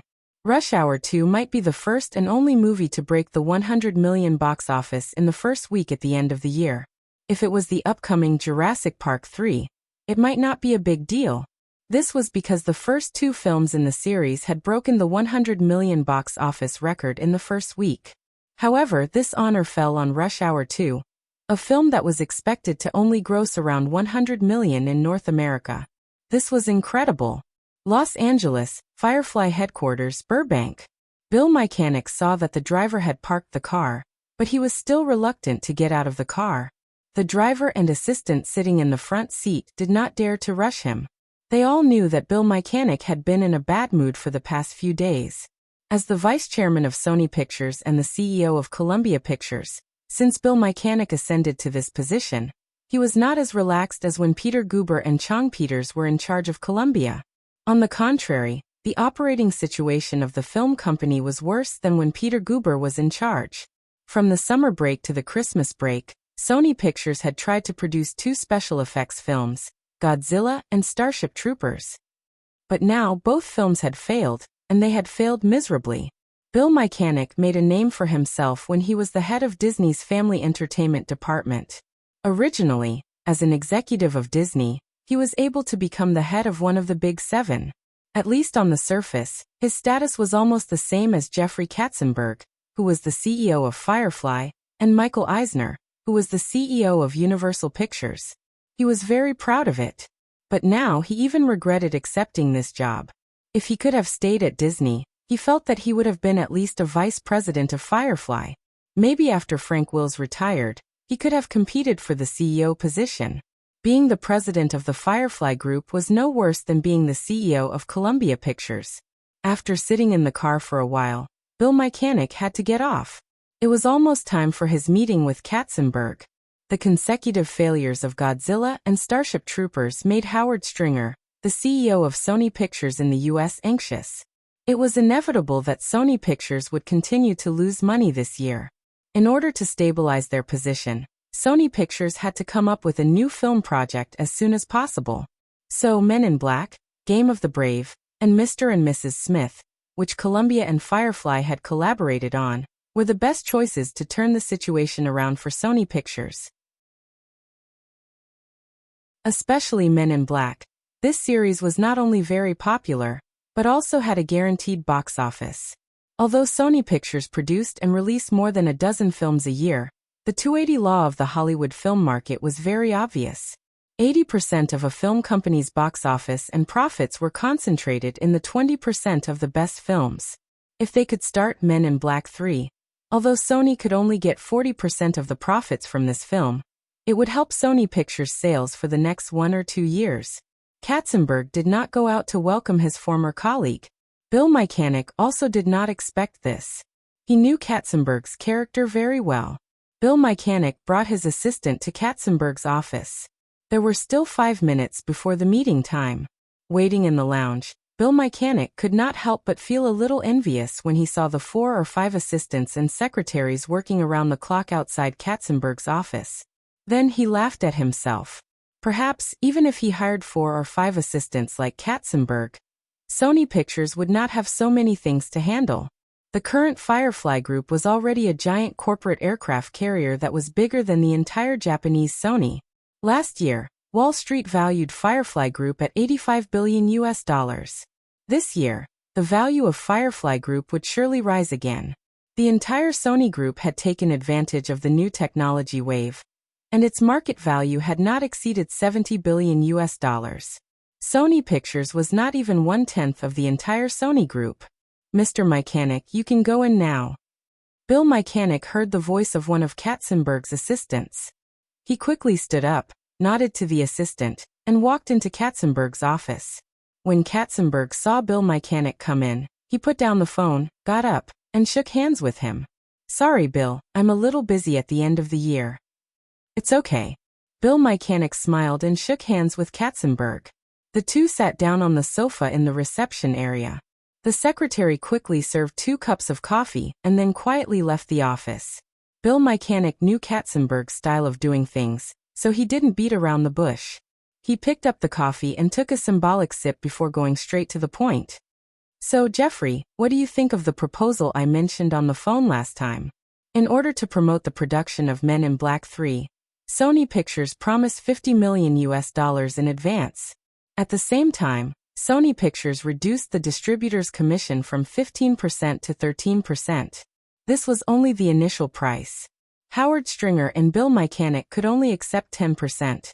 With this concession, Sony Pictures might not be able to make any profits from the box office, but the profits from the video and TV broadcast rights were very guaranteed. In this regard, the summer release of Godzilla and Starship Troopers were still in theaters.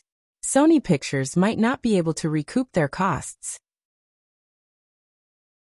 When Katzenberg heard Bill Mechanic's words, he shook his head and said, Bill, Firefly does not care about these concessions from Sony. You should know what we are more concerned about. Bill Mechanic naturally knew that Firefly was more concerned about the cost of Men in Black 3. In the past few years, with the rise of Chris Tucker from the Rush Hour series and the other 2 black actors from the Jedi series, Will Smith was no longer as popular as he was in the original universe. But for the Men in Black series, Will Smith did not have any intention to compromise. Not only did he offer a minimum of $20 million US, but he also asked for at least 10% of the box office earnings. The other lead actor of Men in Black, Tommy Lee Jones, asked for a similar amount. If not for Firefly, Sony Pictures would not have hesitated to pay the 2 main leads. After all, Sony Pictures did not have a better choice. Compared to developing Godzilla and Starship Troopers, which had an uncertain future, the possibility of Men in Black series incurring losses was very small. Bill Mechanic hesitated for a moment. Although he felt the possibility was very small, he still said with some anticipation, "Jeffrey, if Firefly is worried that the cost of Men in Black 3 is too high and will affect the profits, Sony can pay a licensing fee and be fully responsible for the production of Men in Black 3. What do you think?" Bill, Firefly will not give up the production rights of Men in Black 3 series. Also, if they can ensure the quality of the film, Firefly will not be stingy with the production budget. Katzenberg said, "In the end, this is still a matter of controlling the actors' salaries.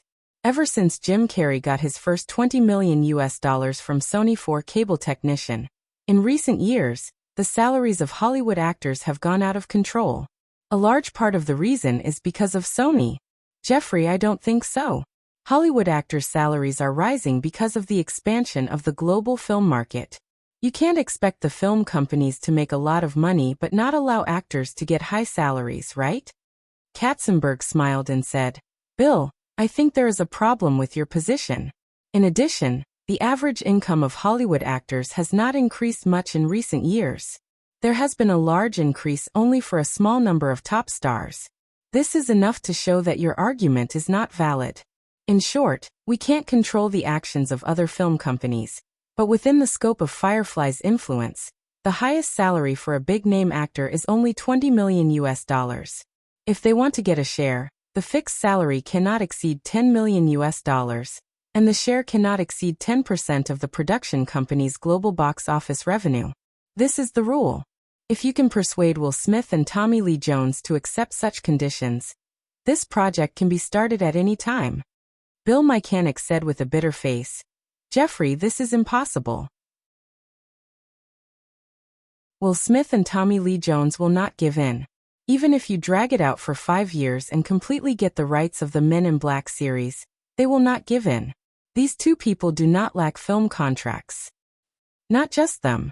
Katzenberg showed a playful smile and said, "In the future, all the other A-list stars will definitely lack film contracts if these people continue to ask for unreasonable high salaries."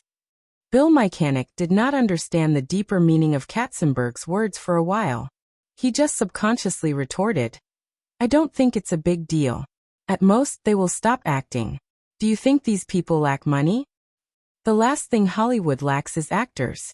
Even if these people leave, there will definitely be other stars who will rise.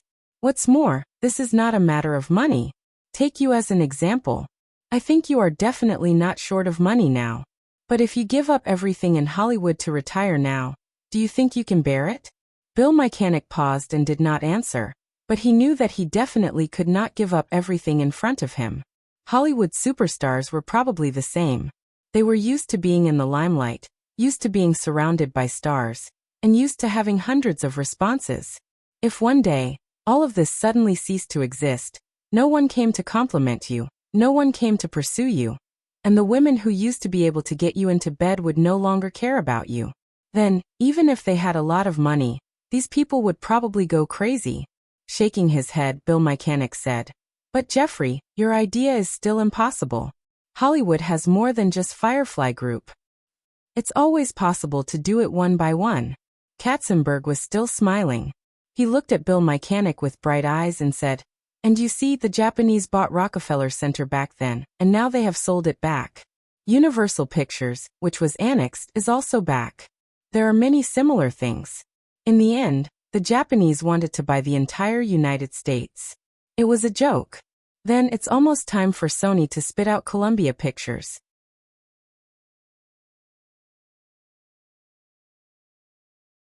Chapter 943. The car was far away from the headquarters of Firefly Group. Bill Mechanic had not recovered from the shock brought to him by Katzenberg's words. Over the years, Firefly Group had not only successively annexed New Line Cinema, Disney Group, and ABC Group, becoming the largest media giant in Hollywood, but it also secretly controlled Metro-Goldwyn-Mayer Pictures and had a complicated relationship with 20th Century Fox. Bill Mechanic felt that even Metro-Goldwyn-Mayer, which was flourishing during the golden age of Hollywood, was probably just as powerful.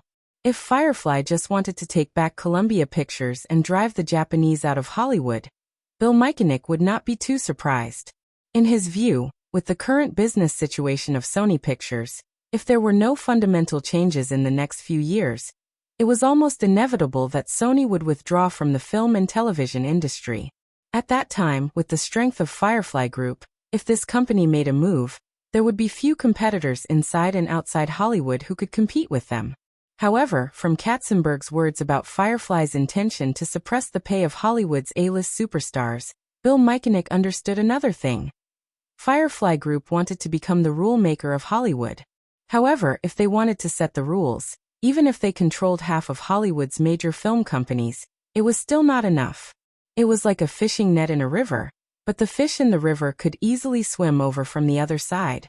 If Firefly wanted to set the rules, they must have the entire Hollywood in their hands. To achieve this goal, after Sony, Firefly would definitely make a move on the other three companies in Hollywood. In Bill Michanek's view, among them, only taking back Columbia Pictures was realistic. The other three major film companies, whether it was Universal, Paramount, or Warner, had all become part of large media groups. These media groups, which had gone through difficulties to finally integrate, basically would not sell their film business. In other words, if Firefly wanted to take down the last three film companies, the only way was probably to swallow their parent companies together.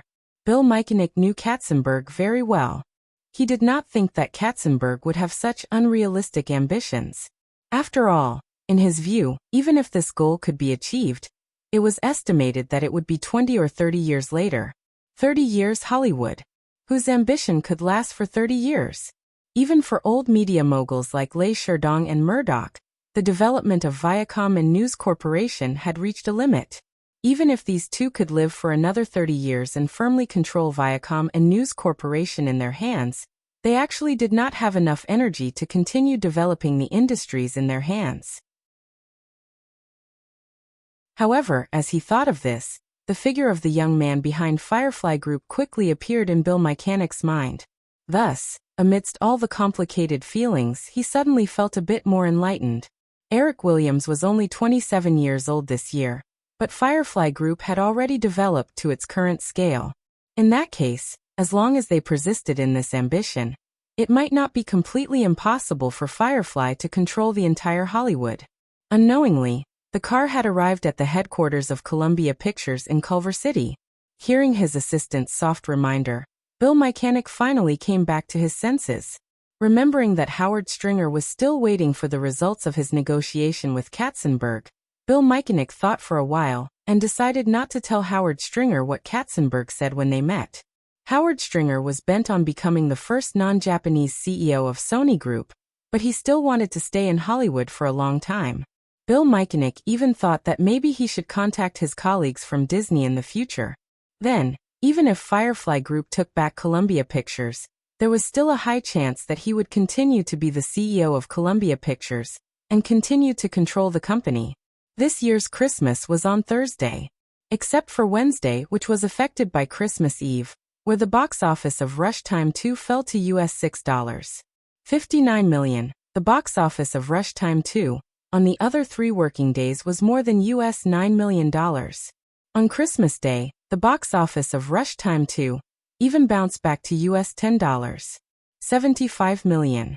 In the end, the box office of Rush Time 2 reached US $103.52 million in the first week, becoming the only dark horse at the end of 1997 to break US $100 million in the first week. Starship Troopers, which followed closely behind Rush Time 2, stopped at US $29.15 million in the first week, and the box office on the last working day of the first week slipped to the millions. Rush Time 2 broke US $100 million in the first week, and the total box office in North America exceeded US $200 million. The following Jurassic Park 3 was inevitably affected by Rush Time 2. Since it was inevitable, Eric focused on enjoying the warmth of Christmas. As for the request from Los Angeles that the 2 male leads wanted to increase the box office share on top of the US $20 million salary for the third sequel, Eric did not take it to heart. After Christmas, Jurassic Park 3 was released in North American cinemas on December 26. Since Christmas was over, Eric gradually turned his mind to work. On Saturday morning, because he had an informal video conference with several senior executives of Yahoo to discuss Yahoo's development plan for the next year, Eric sat in his office early and waited for the box office report of Jurassic Park 3 from Los Angeles. Due to the complete explosion of internet technology this year, a large number of new internet companies increased their online advertising efforts regardless of the cost.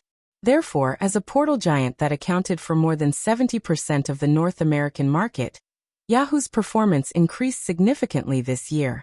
Compared to last year's US $194 million in revenue, although the last quarter's results were still being calculated, Yahoo's annual revenue had reached US $435 million in the first 3 quarters, and the annual revenue was likely to be close to US $600 million. However, correspondingly, as the number of internet users in North America and even overseas continued to explode, Yahoo's operating costs also skyrocketed. In the entire 1995 fiscal year, Firefly invested US $500 million in Yahoo. Preliminary statistics showed that compared to last year, Yahoo's loss this year would rise to more than US $300 million. Because it was not a formal meeting, on the other side of the video, several senior executives of Yahoo gathered in the living room of Yahoo's CEO, Ian Gurney. According to the statistics in November, the number of internet users worldwide has exceeded 100 million, and 70% of them are North American internet users, reaching 70 million. Next year, the number of internet users in North America alone will exceed 100 million. In order to maintain Yahoo's rapid expansion in North America and overseas, the company needs at least US $1 billion next year. Eric, I have received more than one phone call to see if Yahoo is going to raise external funds. This time, do you plan to let Firefly invest US $1 billion? According to the agreement, Yahoo already had a share distribution. However, with the US $500 million investment last year, Firefly's shareholding in Yahoo increased to 85%. Based on Yahoo's current valuation of around US $15 billion, if Firefly invested the US $1 billion next year, Firefly's shareholding in Yahoo would increase to more than 90%. I said before Yahoo goes public, we will not attract external investment. So of course, Eric nodded and said. As for the money, you can discuss it with Chris. This year, Nokia, Cisco, Ltd., and other subsidiaries will bring good profits to Firefly. It is not a problem to support Yahoo's expansion. Let's discuss Yahoo's future development plan. Eric was about to continue when the door was pushed open. Eric did not see anyone at first glance. He straightened his body and noticed his daughter running in. Daddy, this is the biscuit that Mommy just baked. Have a taste. The little guy ran to Eric's side and handed over the biscuit in his hand with an innocent expression. Eric looked at his precious daughter, who was pretending to be a child who didn't know anything. He smiled and picked up his daughter dotingly, placing her on his lap. She had achieved her goal of going to Hawaii. She casually stuffed the cookie into her father's mouth. However, her beautiful eyes were curiously looking at the computer screen. She was a little disappointed when she saw a few faces on the screen. Eric took the cookie that was stuck in his mouth and put it aside. He felt that his daughter was about to run away. He hugged her gently and said, Shasha, be polite. Do you still remember everyone? Say hello.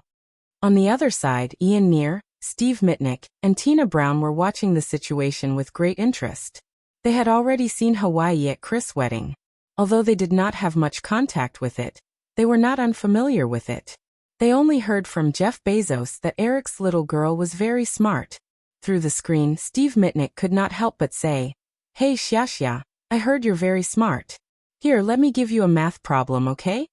Hawaii looked at the few people who were squeezed in front of the computer screen. She tilted her head and said, I got it right. Can you move away from the screen? Everyone laughed. Steve Mitnick asked, What do you plan to do if we move away? Hawaii said, I want to use Yahoo to search for something. Shasha, you know how to use Yahoo, but do you know why Yahoo can find something that interests you?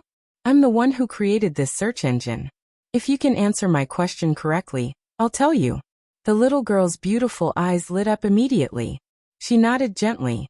Eric saw Joanna leaning in from the door, wanting to take her daughter away. He shook his head to indicate that it was not necessary. Then he said to Steve Mitnick, "Steve, I think you'd better come up with a more difficult question." "Really?" Steve Mitnick looked at Eric. He was a genius to begin with. When he saw Eric nod in confirmation, he said, "All right then. Let's use a math question that I did when I was young. Xiaxia, it's like this. Add from 1 to 100. See if you can get the answer." As soon as Steve Mitnick said that, Tina Brown, who was sitting next to him, protested. "Steve, you're deliberately making things difficult for Xiaxia. She's not even 5 years old." Steve Mitnick raised his hands and explained, "But I solved this question when I was 5 years old." As he said that, Steve Mitnick was about to give Hawaii a hint. The little girl's beautiful eyes blinked a few times and she blurted out, 50-50. Everyone was stunned. Steve Mitnick looked at Eric first and said, "Don't tell me you taught her this question?" Eric shrugged. Although he found it unbelievable, he still smiled and said, "No, I don't think her mother would teach her such a boring math question." "Hey, it's not boring at all." Steve Mitnick could not help but refute. He turned to look at Hawaii and said in a tone that sounded more like Uncle Lollipop, "Xiaxia, how did you do it?" The little girl stretched out her thin index finger and drew in the air. She said, "That's right. Add from 1 to 100. You should tell me how Yahoo search works." The few of them did not think that the little girl in front of them had any reason to lie. Therefore, they were even more surprised.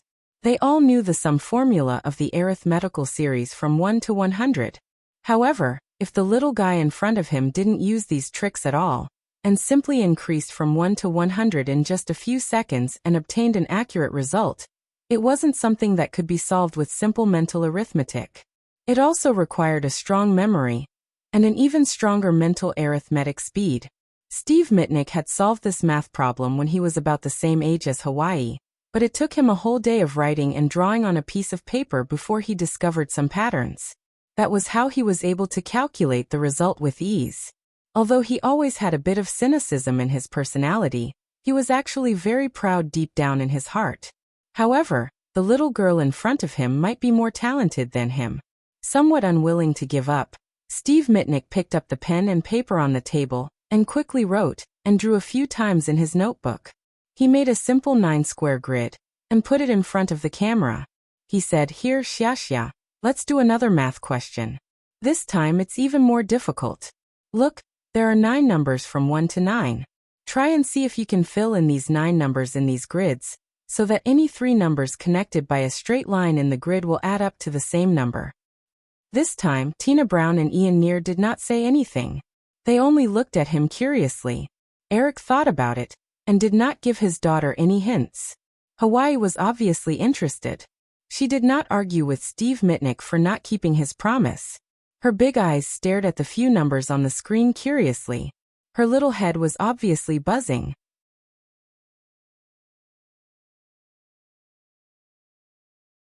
Chapter 944. Eric looked at his daughter in his arms, staring at the grid in Steve Mitnick's hand for about half a minute. He thought that the problem was a little difficult. Just as he was about to remind the little one that the sum of the 3 connected numbers should be 15, Hawaii's little hand pointed at the center of the grid and said, "The middle is 5. Steve Mitnick, Ian Neal, and Tina Brown, who were far away in Boston, looked even more surprised. This problem was much more difficult than the simple sum of the numbers just now. Steve Mitnick reached out and filled in the number 5 in the center of the grid. Then Hawaii quickly filled in the grid. The sum of any 3 connected numbers in the grid was precisely 15. After looking at the grid in his hand and the little one in front of him for a moment, Steve Mitnick recovered from his surprise and said with a smile, "Eric, do you still remember Men in Black? Although I've never thought that you're a Pandoran, your daughter might really be one." There was no father who would not be happy for his child's intelligence. Eric said proudly, "Even if she's a Pandoran, she's still my daughter. There's no mistake about that." The two were joking, but Hawaii retorted seriously, "I'm not a Pandoran. Mom said that it's just a joke in the movie. You should tell me how Yahoo search works." "Of course." Steve Mitnick nodded. Seeing that Eric did not object, He began to briefly explain the principles of the search engine algorithm to the little one. Ian Neal and Tina Brown also chimed in excitedly from time to time. After the 2 questions just now, Steve Mitnick no longer treated the little one in front of him as a child who was less than 5 years old.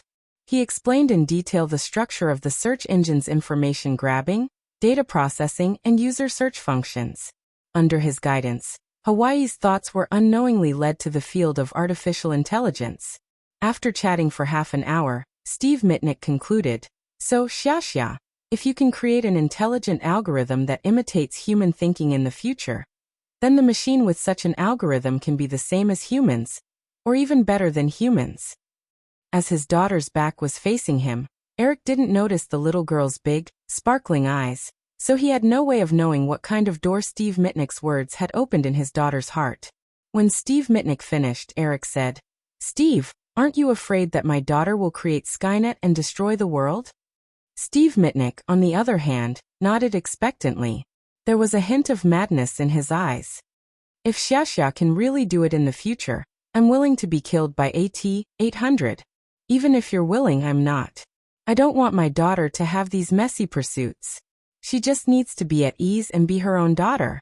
Other heiresses buy one Hermes at a time, but my Xiaxia buys a whole car." Steve Mitnick rolled his eyes.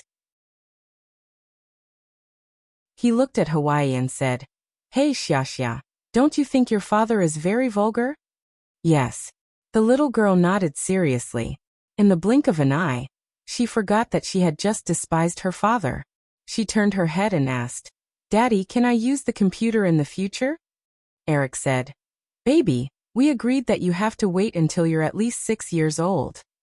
When Steve Mitnick heard the conversation between the father and daughter, he said unhappily, "Eric, with Xiaxia's current IQ, she's smarter than a 16-year-old, let alone a 6-year-old. You're just restricting her." Eric looked at the camera and said, "I don't want Xiaxia to blame me for not giving her a childhood when she grows up. How do you know that the childhood you're giving her is what she wants?" Steve Mitnick retorted. He then said to Hawaii, "Xiaxia, ignore your father. You can secretly use the computer when he's not around." The little girl looked very disappointed, but she still shook her head and said, "No, if Daddy doesn't agree, Mommy won't agree. If I secretly use it, Mommy will be sad. I don't want Mommy to be sad." The 3 grown men did not feel anything, but when Tina Brown, who was already a mother, heard what the little girl said, she was instantly overwhelmed with motherly love. Her eyes were a little wet as she said to Eric, "Eric, listen to her. How can an ordinary 4 or 5-year-old child say something so sensible? I suddenly feel that you're really despicable. Eric, as long as there's restraint, it's actually not a big deal for a child to use the computer." Ian Near, who had always been quiet, could not help but speak up. Eric was actually quite touched. He quickly surrendered and said to his daughter, "All right, but Xiaxia, you must let Mommy accompany you when you use the computer." Looking at the little girl nodding happily, Steve Mitnick interrupted again. "Eric, I think we should also hire a math teacher for Xiaxia. He can teach her directly from junior high school math." "I think we should get down to business." Eric directly ignored Steve Mitnick's words, then said to his daughter in his arms, "Hey Xiaxia, Daddy has already promised you. You can go out and play now." "Daddy, can I listen here? I'll be good," the little girl said with her big eyes blinking. Eric always felt that his daughter's expression was very similar to Emma's when she was acting coquettishly, but he did not think too much about it. He just thought that children were probably like that. He nodded, but then said softly in a gentle tone, "Actually, Xiaxia, you don't have to know so many things at all. The knowledge in this world is endless. No matter how smart a person is, it's impossible to obtain 1/10,000th of all the knowledge in this world. Sometimes you just need to master the channels to obtain knowledge and get the information you want when you need it." At this point, some thoughts flashed through Eric's mind.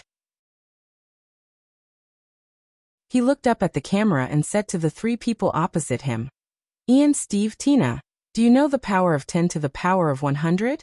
I think there's a special word like that. I remember that someone used this word to describe endless data. I've been thinking about splitting our search engine into a completely independent sub-brand. I think our search engine should also have the ambition to collect and organize all the data in this world. In that case, let's use this word to name our search engine. What do you think, Google? Eric wrote the word Google on the blank space of the document in front of him as he spoke. He then showed it to the three people opposite him in front of the camera. Naturally, Tina Brown and Ian Neer did not have any objections. Just when they were about to nod, Steve Mitnick said, "Eric, the pronunciation of this word is correct, but you spelled it wrong. 10 to the power of 100, this professional word should be Google, not Google." Steve Mitnick also casually wrote down the correct spelling on the notebook that he had just taken out. Eric's expression did not change at all. He smiled and showed the word in his hand to Ian Neer and Tina Brown. He then gestured to the word in Steve Mitnick's hand and said, "Although I spelled it wrong, I think the Google in my hand should look better than Google, right?" Tina Brown and Ian Neer smiled and nodded. Steve Mitnick compared it too. He secretly agreed with Eric's opinion. However, he still said, "But this is too careless. If someone finds out that you spelled our search engine's name wrongly in the future, you'll definitely be laughed at." Eric said disapprovingly, "Only losers will be laughed at. By the time our Google becomes the world's largest search engine, everyone will only think that my spelling mistake is a very interesting piece of news.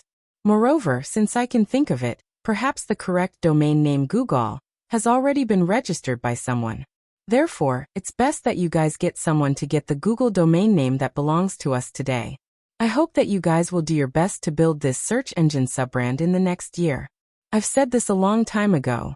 The Yahoo in my heart should definitely not be an internet media company. It should be an internet technology company. We need to provide internet users with tools to browse the internet world, not content. This is because no matter how big Yahoo is, we won't be able to satisfy hundreds of millions of internet users' demand for differentiated content. Web portals are destined to be the product of the internet's initial stage. As people's understanding of the internet deepens, they'll want to get rid of the media content that we provide and look for things that they're interested in. Therefore, search engines are the future of the internet." Ian Neer and Steve Mitnick nodded in agreement. However, they could not help but look at Tina Brown. Tina Brown had always been in charge of Yahoo's media content department. If Eric planned to weaken Yahoo's image as an internet media company, Tina Brown would definitely be marginalized in the future. Although she agreed with Eric's point of view, Tina Brown could not help but look a little disappointed. Naturally, Eric understood what the three of them were thinking. He smiled and said, "Don't worry, Tina. You won't be marginalized. I remember saying that there's another business focus for Yahoo in the future. I'm not sure if you've forgotten about it." Tina Brown thought for a moment and said, "You mean social networking?" Eric nodded. "Yes, social networking. The reason why I said that no matter how big Yahoo is, it won't be able to satisfy all the internet users' demand for content is that we have a limited number of employees. We won't be able to provide all the internet users with what they want. Moreover, as the internet develops, other media companies will naturally build their own media content platforms.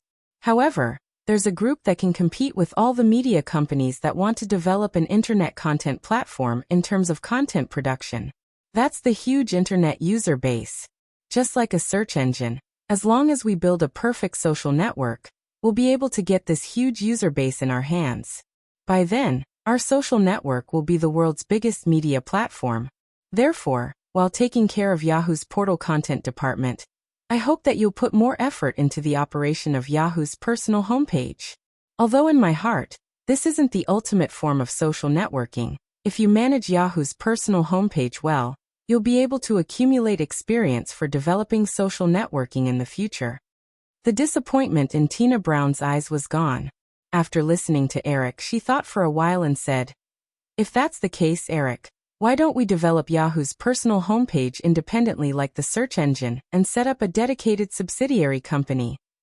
"Of course, I've thought of that before. However, the time isn't right yet." Eric shook his head. "The internet is developing much faster than I thought. Therefore, now is the best time to invest in the search engine business. However, if we want to popularize social networking, I still hope that we can promote it when people can log into the internet anytime and anywhere. Ian Neer suddenly said. Eric, this should be the reason why you asked us to develop the mobile client operating system, right? Also, Firefly Electronics YahooPad project? Since Ian Neer saw through it, Eric didn't hide it anymore. He nodded and said, yes, actually, YahooPad is only the first step. It's still very inconvenient for this machine to connect to the internet anytime and anywhere. It can only connect to the internet when there's a Wi-Fi hotspot network. Therefore, if we want to promote this machine in the future, the first thing we have to do is to popularize the Wi-Fi hotspot network all over the country. As for the future, I hope that the mobile communication networks of the major telecommunications companies will be able to meet the requirement to connect to the internet anytime. In fact, some of the mobile communication networks are already able to connect to the internet, but the high cost isn't something that ordinary people can afford. Yahoo had a very close relationship with Firefly Electronics. Ian Neer had also read some information about Wi-Fi technology.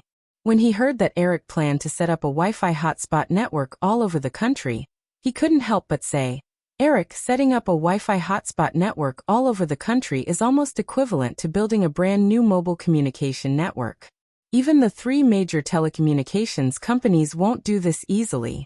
You have to know that even the construction cost of a regional mobile communication network in a city is in the hundreds of millions, let alone a national network.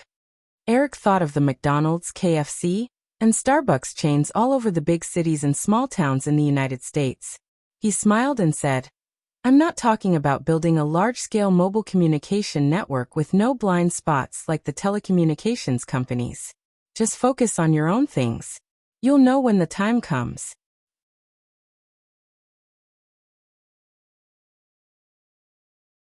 Chapter 945. Please subscribe tomorrow. After discussing Yahoo's development plan for the next year for the whole morning, everyone went offline when it was close to noon. Eric was finally able to check the box office data for Jurassic Park 3. The box office of Jurassic Park 3 was $19.92 million on the first day, although it was not comparable to the $23.1 million box office of Rush Hour 2 last week. It was within the expectations of the Firefly Film Distribution Department. According to the analysis report from Los Angeles, Jurassic Park 3 should have a box office of around $80 million in the first week, and the total box office in North America could easily exceed $200 million. According to some data from the overseas box office market, the box office of this movie should be able to reach $400 million. The Jurassic Park series, due to Spielberg's teasing of the second movie, caused the entire trilogy to be worse in terms of reputation and box office sales. Now, after Firefly's careful care, the new Jurassic Park trilogy still maintained a very good reputation and commercial prospects. Although the $600 million box office was not comparable to the first two films, it was more than 90% of the big-budget films in North America. However, after the third film, the series would be completely suspended, and would wait for the right time to restart in the future. Lou Zhou and Chris agreed to go to a fund managers meeting in Manhattan tonight. At 4:00 in the afternoon, Lou Zhou left East Hampton with Chris. The party was hosted by J.P. Morgan Chase and was held at the Plaza Hotel. The winter sky was very short. When Eric and Chris arrived in Manhattan, it was almost night time. They chose a restaurant for dinner before they went to the Plaza Hotel together. They had just wreaked havoc in Southeast Asia. Even in the United States, many people were critical of the actions of these hedge funds. Therefore, this gathering was very low-key. There was no red carpet, no reporters, and no signs that a group of financial tycoons was secretly meeting in this hotel. Eric followed Chris to the door of a banquet hall. When he saw Chris show him the invitation, he realized that they had arrived at their destination. When Eric walked into the banquet hall, he saw a few middle-aged men in suits. He smiled and asked Chris, I don't know where I read that Soros likes to attend all kinds of gatherings for artists, writers, and musicians, but he doesn't like to attend gatherings in the entertainment industry. Is he really coming today? Chris nodded and said, Of course, I called him and told him that you were coming, so he said that he would come. Eric recalled what Chris had said to him a few days ago. He suddenly thought of a joke and said, "I suddenly feel that you're quite black-bellied." Chris obviously did not understand Eric's words. He said, "Oh, is that a compliment?" Yeah, Eric nodded. Just as Chris was introducing him to a few fund managers, he felt that these fund managers suddenly looked behind him and Chris. Turning around, Eric saw an old man with grizzled hair and a ferocious face walk in. It was George Soros. Soros nodded at the people who were looking at him. He walked up to Eric and extended his hand. "Hey Eric, nice to meet you." Since Soros was so familiar with him, Eric did not feel shy. He smiled and shook his hand. "Hello George." After discussing Yahoo's development plan for the next year for the whole morning, everyone went offline when it was close to noon. Eric was finally able to check the box office data for Jurassic Park 3. The box office for Jurassic Park 3 was US $19.92 million on the first day, although it was not comparable to the US $23.1 million box office of Rush Hour 2 last week. It was within the expectations of the Firefly Film Distribution Department. According to the analysis report from Los Angeles, based on the US $19.92 million box office on the first day, the box office for Jurassic Park 3 should be around US $80 million. The total box office in North America could easily exceed US $200 million. According to the overseas box office data, the box office of this movie should be able to reach US $400 million. The Jurassic Park series, due to Spielberg's teasing of the second movie, caused the entire trilogy to be worse and worse in terms of reputation and box office sales. Now, after Firefly's careful care, the new Jurassic Park trilogy still maintained a very good reputation and commercial prospects. Although the US $600 million box office was not comparable to the first two films, it was more than 90% of the big-budget films in North America. However, after the third film, the series would be completely suspended. It would be restarted when the time was right. Lou Zhou and Chris agreed to go to a fund managers meeting in Manhattan tonight. At 4:00 in the afternoon, Lou Zhou and Chris left East Hampton together. The party was hosted by JP Morgan Chase at the Plaza Hotel. The winter sky was very short. When Eric and Chris arrived in Manhattan, it was almost night. They chose a restaurant for dinner before they went to the Plaza Hotel together. They had just wreaked havoc in Southeast Asia. Even in the United States, many people were critical of the actions of these hedge funds. Therefore, this gathering was very low-key. There was no red carpet, no reporters, and no signs that a group of financial tycoons was secretly meeting in this hotel. Eric followed Chris to the door of a banquet hall. When he saw Chris show him the invitation, he realized that they had arrived at their destination. When Eric walked into the banquet hall, he saw a few middle-aged men in suits coming up to greet him. He smiled and asked Chris, "I don't know where I read that Soros likes to attend all kinds of gatherings for artists, writers, and musicians, but he doesn't like to attend gatherings in the circle. Is he really coming today?" Chris nodded. "Of course. I specially called him and told him that you would be coming. Then he said that he would be coming." Eric recalled what Chris had said to him a few days ago. He suddenly thought of a joke and said, "I suddenly feel that you are quite two-faced." Chris obviously did not understand what Eric had just said. He said, "Oh, is that a compliment?" "Yes." Eric nodded. While Lou Zhou was chatting with the fund managers, he felt that the fund managers suddenly looked behind him and Chris. Turning around, Eric saw an old man with grizzled hair and a ferocious face walk in. It was George Soros. Soros nodded at the few people who were looking at him. He walked up to Eric and extended his hand. "Hey Eric. Nice to meet you." Since Soros was so familiar with him, Eric was not shy. He smiled and reached out to shake his hand. "Hello George." After discussing Yahoo's development plan for the next year for the whole morning, everyone went offline. Eric was finally able to check the box office data of Jurassic Park 3 today. The box office of Jurassic Park 3 on the first day was $19.92 million, although it was not comparable to the $23.1 million box office of Rush Hour 2 last week. It was within the expectations of the Firefly Film Distribution Department.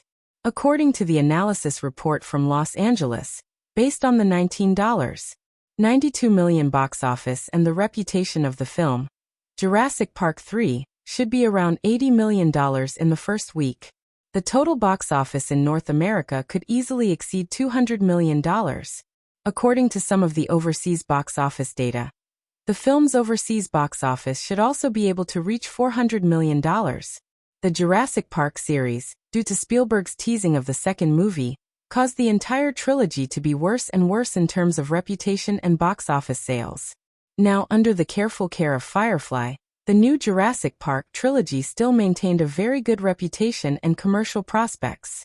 Although the $600 million box office was not comparable to the first two films, it was more than 90% of the big-budget films in North America. However, after the third film, the series would be completely suspended and would be restarted in the future. Lou Zhou and Chris agreed to go to a fund managers meeting in Manhattan tonight. At 4 o'clock in the afternoon, Lou Zhou and Chris left East Hampton together. The party was hosted by J.P. Morgan Chase and was held at the Plaza Hotel. The winter sky was very short. When Eric and Chris arrived in Manhattan, it was almost night. They chose a restaurant for dinner, and then went to the Plaza Hotel together. They had just wreaked havoc in Southeast Asia.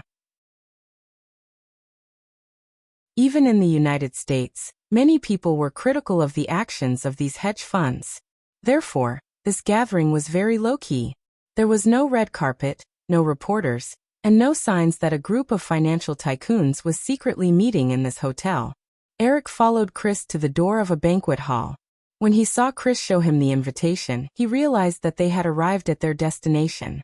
When they walked into the banquet hall, Eric saw a few middle-aged men in suits. He smiled and asked Chris, "I don't know where I read that Soros likes to attend all kinds of gatherings for artists, writers, and musicians, but he doesn't like to attend gatherings in the entertainment industry. Is he really coming today?" Chris nodded. "Of course. I called him and told him that you would be coming. Then he said he would be coming." Eric remembered what Chris said to him a few days ago. He suddenly remembered a joke and said, "I suddenly feel that you're quite evil." Chris obviously did not understand Eric's words. He said, "Oh, is that a compliment?" "Yes," Eric nodded. While Lou Zhou was chatting with the fund managers, he felt that the fund managers suddenly looked behind him and Chris. Turning around, Eric saw an old man with grizzled hair and a ferocious face walk in. It was George Soros. Soros nodded at the few people who were looking at him. He walked up to Eric and extended his hand. "Hey Eric, nice to meet you." Since Soros was so familiar with him, Eric did not feel shy. He smiled and shook hands with him. "Hello George." After discussing Yahoo's development plan for the next year for the whole morning, everyone went offline when it was close to noon. Eric was finally able to check the box office data for Jurassic Park 3. The box office for Jurassic Park 3 was US $19.92 million on the first day, although it was not comparable to the US $23.1 million box office of Rush Hour 2 last week.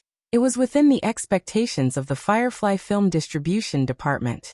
According to the analysis report from Los Angeles, based on the US $19.92 million box office and the reputation of the film, Jurassic Park 3 should be around US $80 million in the first week. The total box office in North America could easily exceed US $200 million. According to some data from the overseas box office market, the overseas box office of this film should be able to reach US $400 million. The Jurassic Park series, due to Spielberg's teasing of the second movie, caused the entire trilogy to be worse than the previous one in terms of reputation and box office. Now, after Firefly's careful care, the new Jurassic Park trilogy still maintained a very good reputation and commercial prospects. Although the US $600 million box office was not comparable to the first two films, it was more than 90% of the big-budget films in North America. However, after the third film, the series would be completely suspended and would be restarted when the time was right. Lou Zhou and Chris agreed to go to a fund managers meeting in Manhattan tonight. At 4 o'clock in the afternoon, Lou Zhou and Chris left East Hampton together. The meeting was hosted by J.P. Morgan Chase and was held at the Plaza Hotel. The winter sky was very short. When Eric and Chris arrived in Manhattan, it was almost night. They chose a restaurant for dinner, and then went to the Plaza Hotel together. They had just wreaked havoc in Southeast Asia. Even in the United States, many people were critical of the actions of these hedge funds. Therefore, this gathering was very low-key. There was no red carpet, no reporters, and no signs that a group of financial tycoons was secretly meeting in this hotel. Eric followed Chris to the door of a banquet hall. When he saw Chris show him the invitation, he realized that they had arrived at their destination. Walking into the banquet hall, Eric saw a few middle-aged men in suits coming up to him. He smiled and asked Chris, "I don't know where I read that Soros likes to attend all kinds of gatherings for artists, writers, and musicians, but he doesn't like to attend gatherings in the circle. Is he really coming today?" Chris nodded. "Of course. I called him and told him that you would be coming. Then he said he would be coming." Eric recalled what Chris had said to him a few days ago. He suddenly thought of a joke and said, "I suddenly feel that you are quite black-bellied." Chris obviously did not understand the phrase Eric had put together at the last minute. He said, "Oh, is that a compliment?" "Yes." Eric nodded. While Lu Zhou was chatting with the fund managers, he felt that the fund managers suddenly looked behind him and Chris. Turning around, Eric saw an old man with grizzled hair and a ferocious face walk in. It was George Soros. Soros nodded at the few people who were looking at him. He walked up to Eric and extended his hand. "Hey Eric. Nice to meet you." Since Soros was so familiar with him, Eric did not feel shy. He smiled and shook hands with him. "Hello George."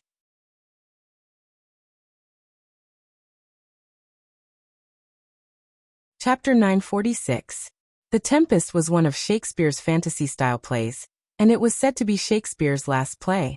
The play told the story of a duke in the Italian city of Milan who was usurped by his younger brother, and was stranded on a deserted island. He subdued the elves and monsters on the island, and then took revenge to regain his title. The whole story was quite similar to The Count of Monte Cristo. Eric found Vera Farmiga in a period drama on Fox last night. He called her and gave her a few instructions. Early the next morning, he got tickets for The Tempest at a theater on Broadway in Manhattan. The period drama that Vera Farmiga acted in was called Roar. Because of the poor ratings, it was axed after only 13 episodes. She was originally a drama actress. Because she had a bad start in television, she had to temporarily return to Broadway to resume her old career. The Tempest was the play that she was currently acting in. Eric hadn't contacted Vera Farmiga yet. Although he felt that the actress had a pair of eyes that were very suitable for a horror film, he still wanted to see it first.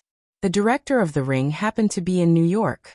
Eric called him and planned to watch the play together as an audition for the female lead. Speaking of which, the director of the American version of The Ring was quite famous in the original spacetime. This guy was called Gore Verbinski, the director of the Pirates of the Caribbean trilogy. Gore Verbinski was similar to Michael Bay and David Fincher. Before he became a film director, he was a somewhat famous director of commercials and music videos. When Eric asked someone to find Gore Verbinski, he had just finished a short film of his own, and planned to use it as a stepping stone to enter Hollywood. Thus, Firefly easily signed a 3-film contract with him. The August Theater, where Vera Farmiga was acting, was located on West 52nd Street in Midtown near Broadway. Christmas had just passed, and it was New Year's. When night came, the streets of Manhattan were even more lively. The show started at 8 o'clock. Eric and Gore Verbinski entered the theater at 7:30. After recognizing Eric, a staff member excitedly led them down to a box on the second floor that overlooked the entire stage. After dealing with the theater owner who came to greet them, Eric and Gore Verbinski sat down. Today was actually the first time Gore Verbinski met Eric after signing the contract with Firefly. However, he knew that his director position for Ring was personally appointed by Eric. Although he didn't know why this young Hollywood mogul would notice him, Gore Verbinski had enough confidence. His resume in the advertising industry was no worse than Michael Bay's. He had won the Silver Lion Award at the Cannes Advertising Festival and the Claudio Advertising Award, which was known as the Oscar in the advertising industry. However, Gore Verbinski was still a little disappointed that the film he received was a horror film. Although horror movies belong to a very large category in Hollywood, this genre could not be compared with mainstream commercial films. Ring is a psychological horror film, so I think it's especially important to have a female lead who can lead the audience into the film. Pay attention to the second female lead, the elf Ariel. Her name is Vera Farmiga. This actress has a naturally tense temperament, even a little neurotic, especially those very special eyes. When people look into her eyes, they can't help but want to be gentle, for fear of scaring her. Such an actress is the most suitable to be the female lead of Ring. Gore Verbinski nodded seriously. When Eric finished speaking, he saw that the show had not yet begun. He said, "Eric, I've already read the entire project's information. I think that if you're very optimistic about this movie, the budget of $20 million seems a little low." Eric asked, "What do you plan to do?" "Since the actress we're about to meet is a newcomer, then for the male lead, we should invite an A-list male star who has more box office appeal to ensure that the film will gain more popularity after the film's reputation is successful. Only then can the box office be guaranteed." Eric was fiddling with an exquisite mini telescope in his hand, but in his heart, he was thinking about Sixth Sense. The reason why that classic horror film had a global box office of $600 million was, to a large extent, due to the fact that the male lead was Bruce Willis. Although Bruce Willis's acting skills were really unflattering, it had to be said that Bruce Willis's fame was indispensable for the box office success of Sixth Sense. The original American version of Ring was remade after the Japanese version had a very wide impact. Therefore, it easily achieved very good box office results. But now, the Japanese version of Ring had been intercepted by Eric, and the brand new American version of Ring had lost its popularity. To make up for this, Gore Verbinski's suggestion was a good idea. After thinking for a while, Eric said, "Discuss this matter with Kenneth and the others. If you can invite an A-list male star to join, the budget can be increased, but my request is that you can't sign a contract to share the profits." In recent years, there had been more and more cases of A-list superstars asking for a share of the box office, especially when they were acting in low-budget commercial films. As long as there were A-list stars joining, these people had the mentality of winning a big bargain with a small profit. Basically, they would sign a contract to share the profits.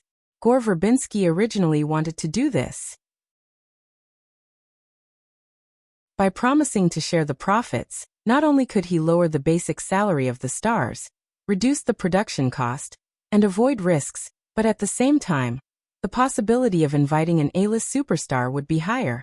When he heard that Eric didn't allow him to sign a contract to share the profits, Gore Verbinski's lips moved, but in the end he didn't refute. He still knew about the pay dispute between Pierce Brosnan and MGM a few months ago. The two chatted for a while more before the show began. Although the August Theater was not a first-tier theater on Broadway, the standard of this play was still very high. Even Eric, who was not very interested in Shakespeare's plays, watched the 2-hour performance with great interest. Vera Farmiga's performance also made Eric and Gore Verbinski very satisfied. After the performance, Eric and Gore Verbinski were about to leave. The owner of the theater, Andrew Wiggins, appeared in front of the two of them again, looking very attentive. "Mr. Williams, were you satisfied with our performance?" The other party was very respectful, and Eric did not disrespect him. He said respectfully, "Of course it was very good. I'll come again next time when I have time." "Oh, it's our pleasure," Andrew Wiggins said, and quickly handed over a business card. At the same time, he gave one to Gore Verbinski. "If you need anything, you can call me at any time. I'll reserve the best box for the two of you." Eric nodded, took the business card and put it in his suit pocket. When he was about to leave, Andrew Wiggins said, "Mr. Williams, our actors know that you're here to watch the performance. They're all backstage now, and they hope to say hello to you." Eric planned to contact Vera Farmiga tomorrow, but when he heard Andrew Wiggins' invitation, he hesitated, nodded, and went backstage with him. Most theaters only had one performance a day.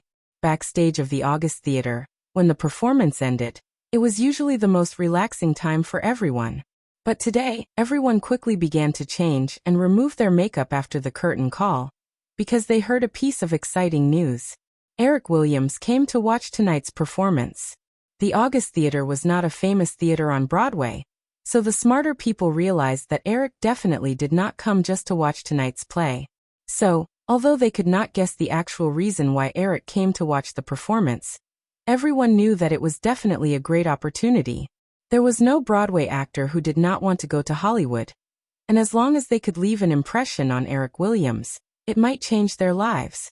Because of this, all the actors in this performance were actually 120% focused. Some of the audience, who did not know why, also found that tonight's performance was better than usual, bringing Eric all the way backstage. And Drew Wiggins could not help but ask, "Mr. Williams, you came to watch The Tempest. Are you planning to shoot a Shakespeare play?" Eric smiled and shook his head. He pointed to Gore Verbinski next to him and said, "He's the one who wants to shoot the movie. But well, in fact, I have my eyes on an actor in your team, so you may have to replace him." Oh, what a lucky guy. And Drew Wiggins did not show the slightest embarrassment or frustration. Instead, he was a little happy. On Broadway, there was no shortage of actors in Shakespeare plays, so it was not too difficult to replace an actor. Moreover, and Drew Wiggins did not believe that Eric would snatch the actor away tomorrow. The start of a movie definitely needed some time to prepare. During this time, the actor who was chosen by Eric would definitely continue to perform here. He could use this gimmick to promote and increase the theater's box office. However, at the same time, Andrew Wiggins was also very curious as to which lucky person Eric Williams had taken a fancy to. He was very familiar with the situation of his troupe members. Most of the lead actors had film or television experience, but basically they did not have much development. Otherwise, no one would be willing to return to Broadway. As soon as Eric entered the backstage, he noticed Vera Farmiga's figure. At this time, Vera Farmiga was only 24 years old. It was the golden age of Western women. Her skin was very white, and she had light blonde hair. She stood in the crowd wearing a white turtleneck sweater. A pair of special eyes looked over, giving off a very innocent feeling. Under the introduction of Andrew Wiggins, Eric greeted the lead actors and took a group photo with them. Then he turned his attention to Vera Farmiga. In fact, during the short exchange, many people had noticed where Eric and Gore Verbinski were looking at. As Eric looked at Vera Farmiga, everyone's eyes were filled with rich emotions. Vera Farmiga had a hunch that something was going to happen. She was a little excited, but at the same time, she felt a little incredulous. Eric also felt everyone's gaze. After thinking about it, he said bluntly, "Miss Farmiga, can we talk alone?" "Well, okay." Vera Farmiga nodded. Her fingers were twisted in front of her, and she looked a little lost. "Then if there's nothing else, maybe I can send Miss Farmiga home?" Eric looked at Andrew Wiggins again. Andrew Wiggins actually wanted to throw a party, but since Eric said so, he did not refuse. After all, it was already late at night, so he nodded and said, "Of course, no problem." While Eric and Andrew Wiggins were talking, Vera Farmiga also came back to her senses. She looked at her bloated black down jacket on the hanger not far away. She did not want to wear it in front of Eric, so she looked at a very close friend of hers. Her long pink down jacket was very beautiful, and the two of them had similar figures. However, when she noticed the obvious jealousy in her friend's eyes, Vera Farmiga gave up the idea. She ran to pick up her clothes and handbag, and left the theater with Eric and Gore Verbinski. Gore Verbinski and Eric walked out of the theater together, and very sensibly took the initiative to say goodbye. At the end of December in New York, the temperature was already below zero, and the pedestrians on the streets were no longer as crowded as before. Eric's car was waiting not far from the theater, but he did not immediately get in the car. He took the windbreaker from the bodyguard and put it on. He saw that Vera Farmiga was still hugging her down jacket. Her face was red from the cold, but she still had no intention of putting it on. He smiled and asked, "Aren't you cold?" Vera Farmiga shook her head and said, It's okay. You should put it on." "I feel cold just looking at it," Eric said. He took the down jacket from Vera Farmiga and carefully helped her unfold it. Vera Farmiga had no choice but to put her arms into the sleeves and put on the down jacket. Eric looked at the originally slim woman who suddenly became swollen. He smiled and said, "Why did you think of buying a black down jacket? Do you like black too?" "No, I just bought it casually." Vera Farmiga shook her head. In fact, it was because this jacket was a discount. Although she acted in Fox's Roar in the first half of the year, as a newcomer, she did not actually make much money. Instead, she wasted half a year, and her financial situation was not good.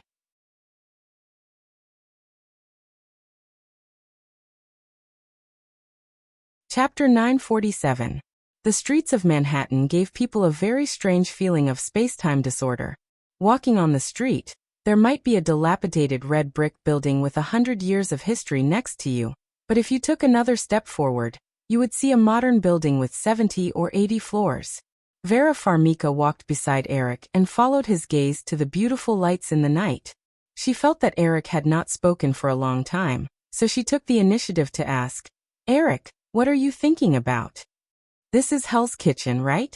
Eric collected his thoughts and said casually. But before Vera Farmiga could answer, he turned to look at the girl beside him and smiled. "I said I was going to send you home. I forgot to ask, where do you live?" The two left the August Theater and walked along West 52nd Street for a while. Vera Farmiga was still a little worried about where Eric Williams was taking her. When she heard his question, she quickly answered, "I live on West 55th Street. Walk north from 10th Avenue. Eric nodded and put his hands in the pockets of his windbreaker. He noticed the doubt and hope in Vera Farmiga's eyes. He smiled and said, "I forgot to talk about business. There's a movie that I want you to try." Vera Farmiga suddenly felt less excited when she heard Eric's casual tone. She asked, "Eric, is the movie directed by you?" "No." Eric shook his head and said, "The director is Gore, the guy you saw just now." Vera Farmiga nodded and followed Eric's example. She put her hands in the pockets of her down jacket, but her footsteps were inevitably lighter. She hesitated and said, "Then Eric, why are you here tonight?" Eric explained, "Although I'm not the director, this is a very important project for Firefly. I plan to let you be the female lead, so of course I'm here to see your performance." "My performance is okay, right?" Vera Farmiga's eyes lit up, but she asked with some uncertainty. Eric smiled and nodded. "If not, I'll definitely leave early. Someone will contact you next." Vera Farmiga nodded. The two came to the intersection of 10th Avenue and turned north. She inadvertently saw a black car following them on the road. Vera Farmiga knew that it was Eric's bodyguard.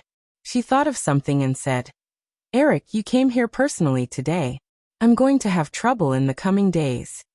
Eric smiled and asked, "What kind of trouble?" Vera Farmiga said, "I don't know yet, but the competition on Broadway is fierce." When Eric heard Vera Farmiga's hint, he understood. Vera Farmiga suddenly encountered a good opportunity.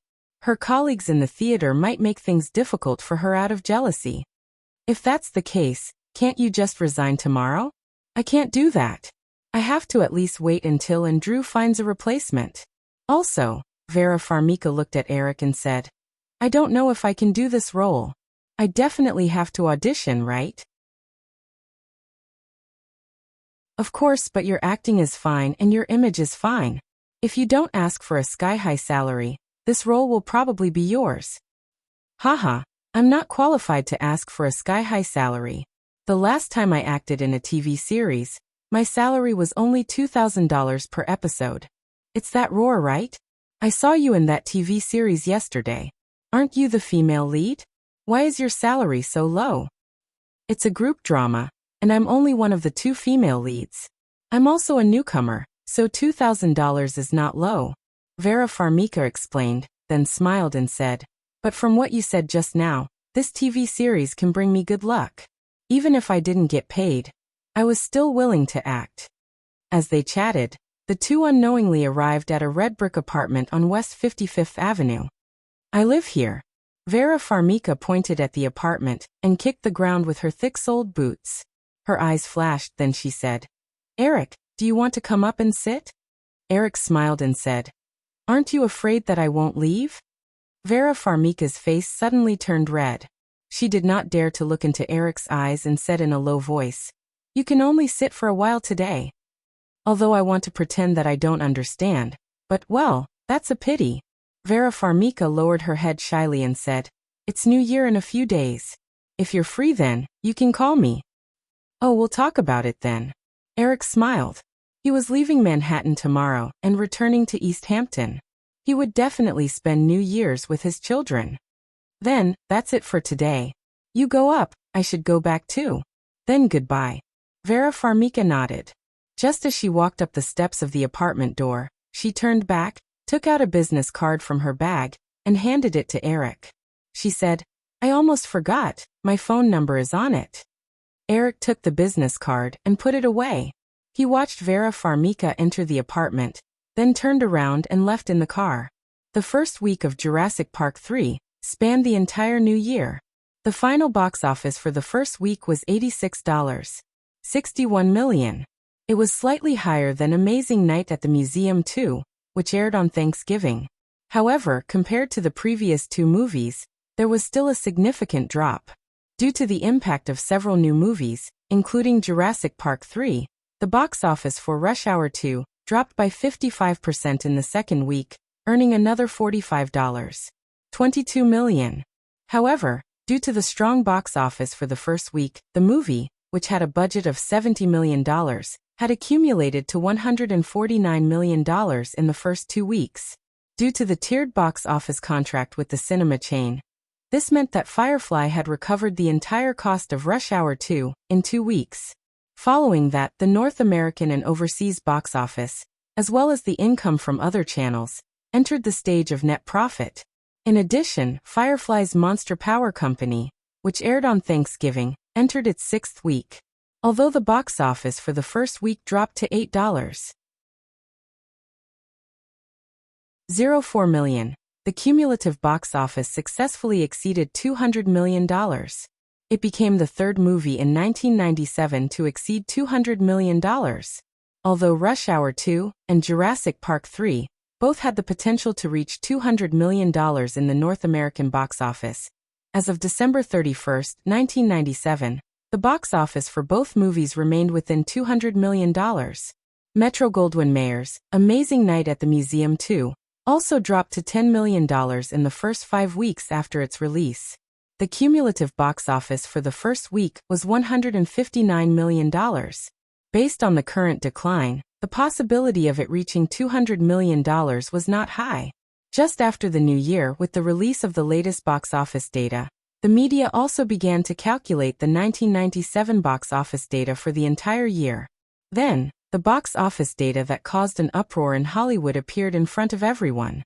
For the entire year of 1997, even with the December 31st deadline, the 3 movies under the Firefly Group that squeezed into the top 10 box office for the entire year were Finding Nemo, Monster Power Company, and Rush Hour 2.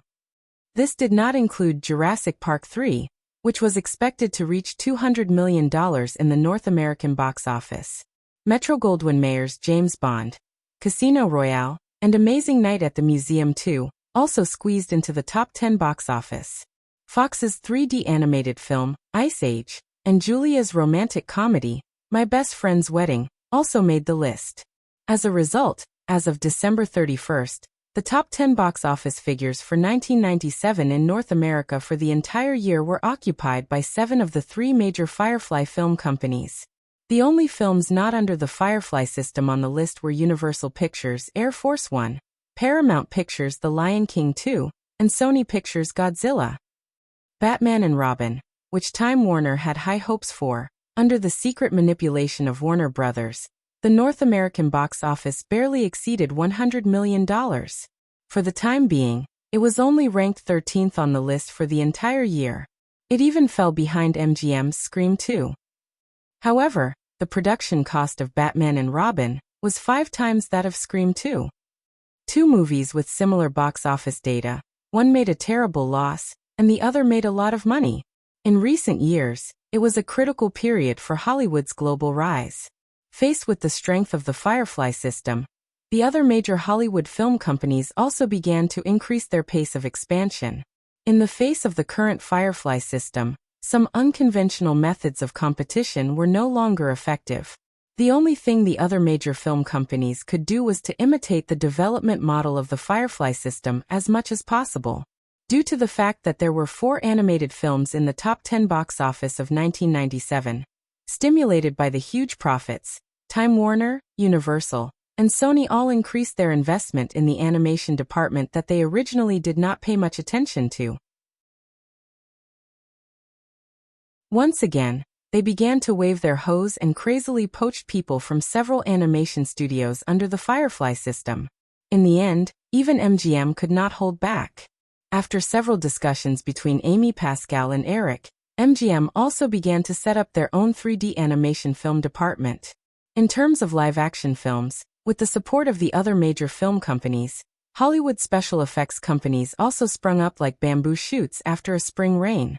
In 1997, the box office failure of The Fifth Element, Godzilla, Starship Troopers and other special effects blockbusters did not hinder the development of the special effects industry at all. After all, in addition to the sudden emergence of animated films, in this year's box office rankings, films such as Night at the Museum 2 and Jurassic Park 3 also shone brightly. Moreover, even if in North America, there was no obvious gap between the popular non-special effects films such as Rush Hour 2 and My Best Friend's Wedding. In terms of global box office, the overseas box office of special effects blockbusters usually far exceeded the box office of North America. The videotapes and peripheral products of special effects blockbusters were also more popular than ordinary non-special effects films. Because of these reasons, in recent times, the hot money from Europe and Southeast Asia poured into North America. They also gave up the previous strategy of big star productions and began to invest in special effects blockbusters. Eric remembered that in the original Space-Time, with a series of annexations of Pixar Animation, Marvel Entertainment, and Lucasfilm, Disney's film business also became stronger and stronger. They often occupied half of the annual box office rankings in Hollywood. Because they were too commercialized, they even received the nickname Cancer Disney. The market value of the entire Disney Group was once close to $200 billion, far exceeding the old rivals such as Time Warner and Viacom, whose market value was only a few tens of billions of USD. However, from the current situation, it was only the end of the 1990s, but Firefly had already completed the layout that Disney would have completed more than a decade later. In the most recent article on Firefly Group in Business Weekly, the valuation of Firefly Group had reached $100 billion. This valuation data was generally recognized by Wall Street. In comparison, whether it was Time Warner, whose stock price began to soar with the wave of new technology, or Viacom, which had just annexed CBS, the market value was still within $50 billion, less than half of Firefly Group. With the disclosure of the valuation data of Firefly Group by Business Weekly, many media outlets could not help but turn their attention to Eric's net worth forecast again. Eric's shareholding in Firefly Group remained at 73.7%. In other words, Eric's shares in Firefly Group alone were worth $73.7 billion, an increase of $10 billion compared to last year. Moreover, as the wave of new technology continued to ferment, Eric's other important industry, Firefly Group, invested in a number of high-tech companies, and their market values had also increased significantly. Eric did not have time to care about the various information of the media. After the new year, he quickly returned to Los Angeles. Although the media's valuation of Firefly Group had reached a new high, because Eric had invested more than $3 billion in the Nasdaq market, the company's profit this year had decreased significantly. This inevitably caused some of the other shareholders of Firefly Group to worry.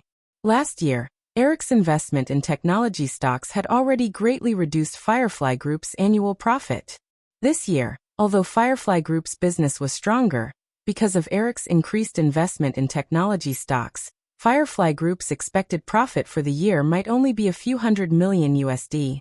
After all, not everyone was optimistic about the continued rise of the Nasdaq market. There were already many funds shorting the Nasdaq index on Wall Street. Eric's total investment in the Nasdaq market over the past 2 years had reached $5 billion. Although the stocks bought with this amount of money had basically obtained very generous returns, This was after all a very unstable book wealth. Once the Nasdaq market collapsed, it might only take a few days for the stocks held by Clover Fund to become worthless.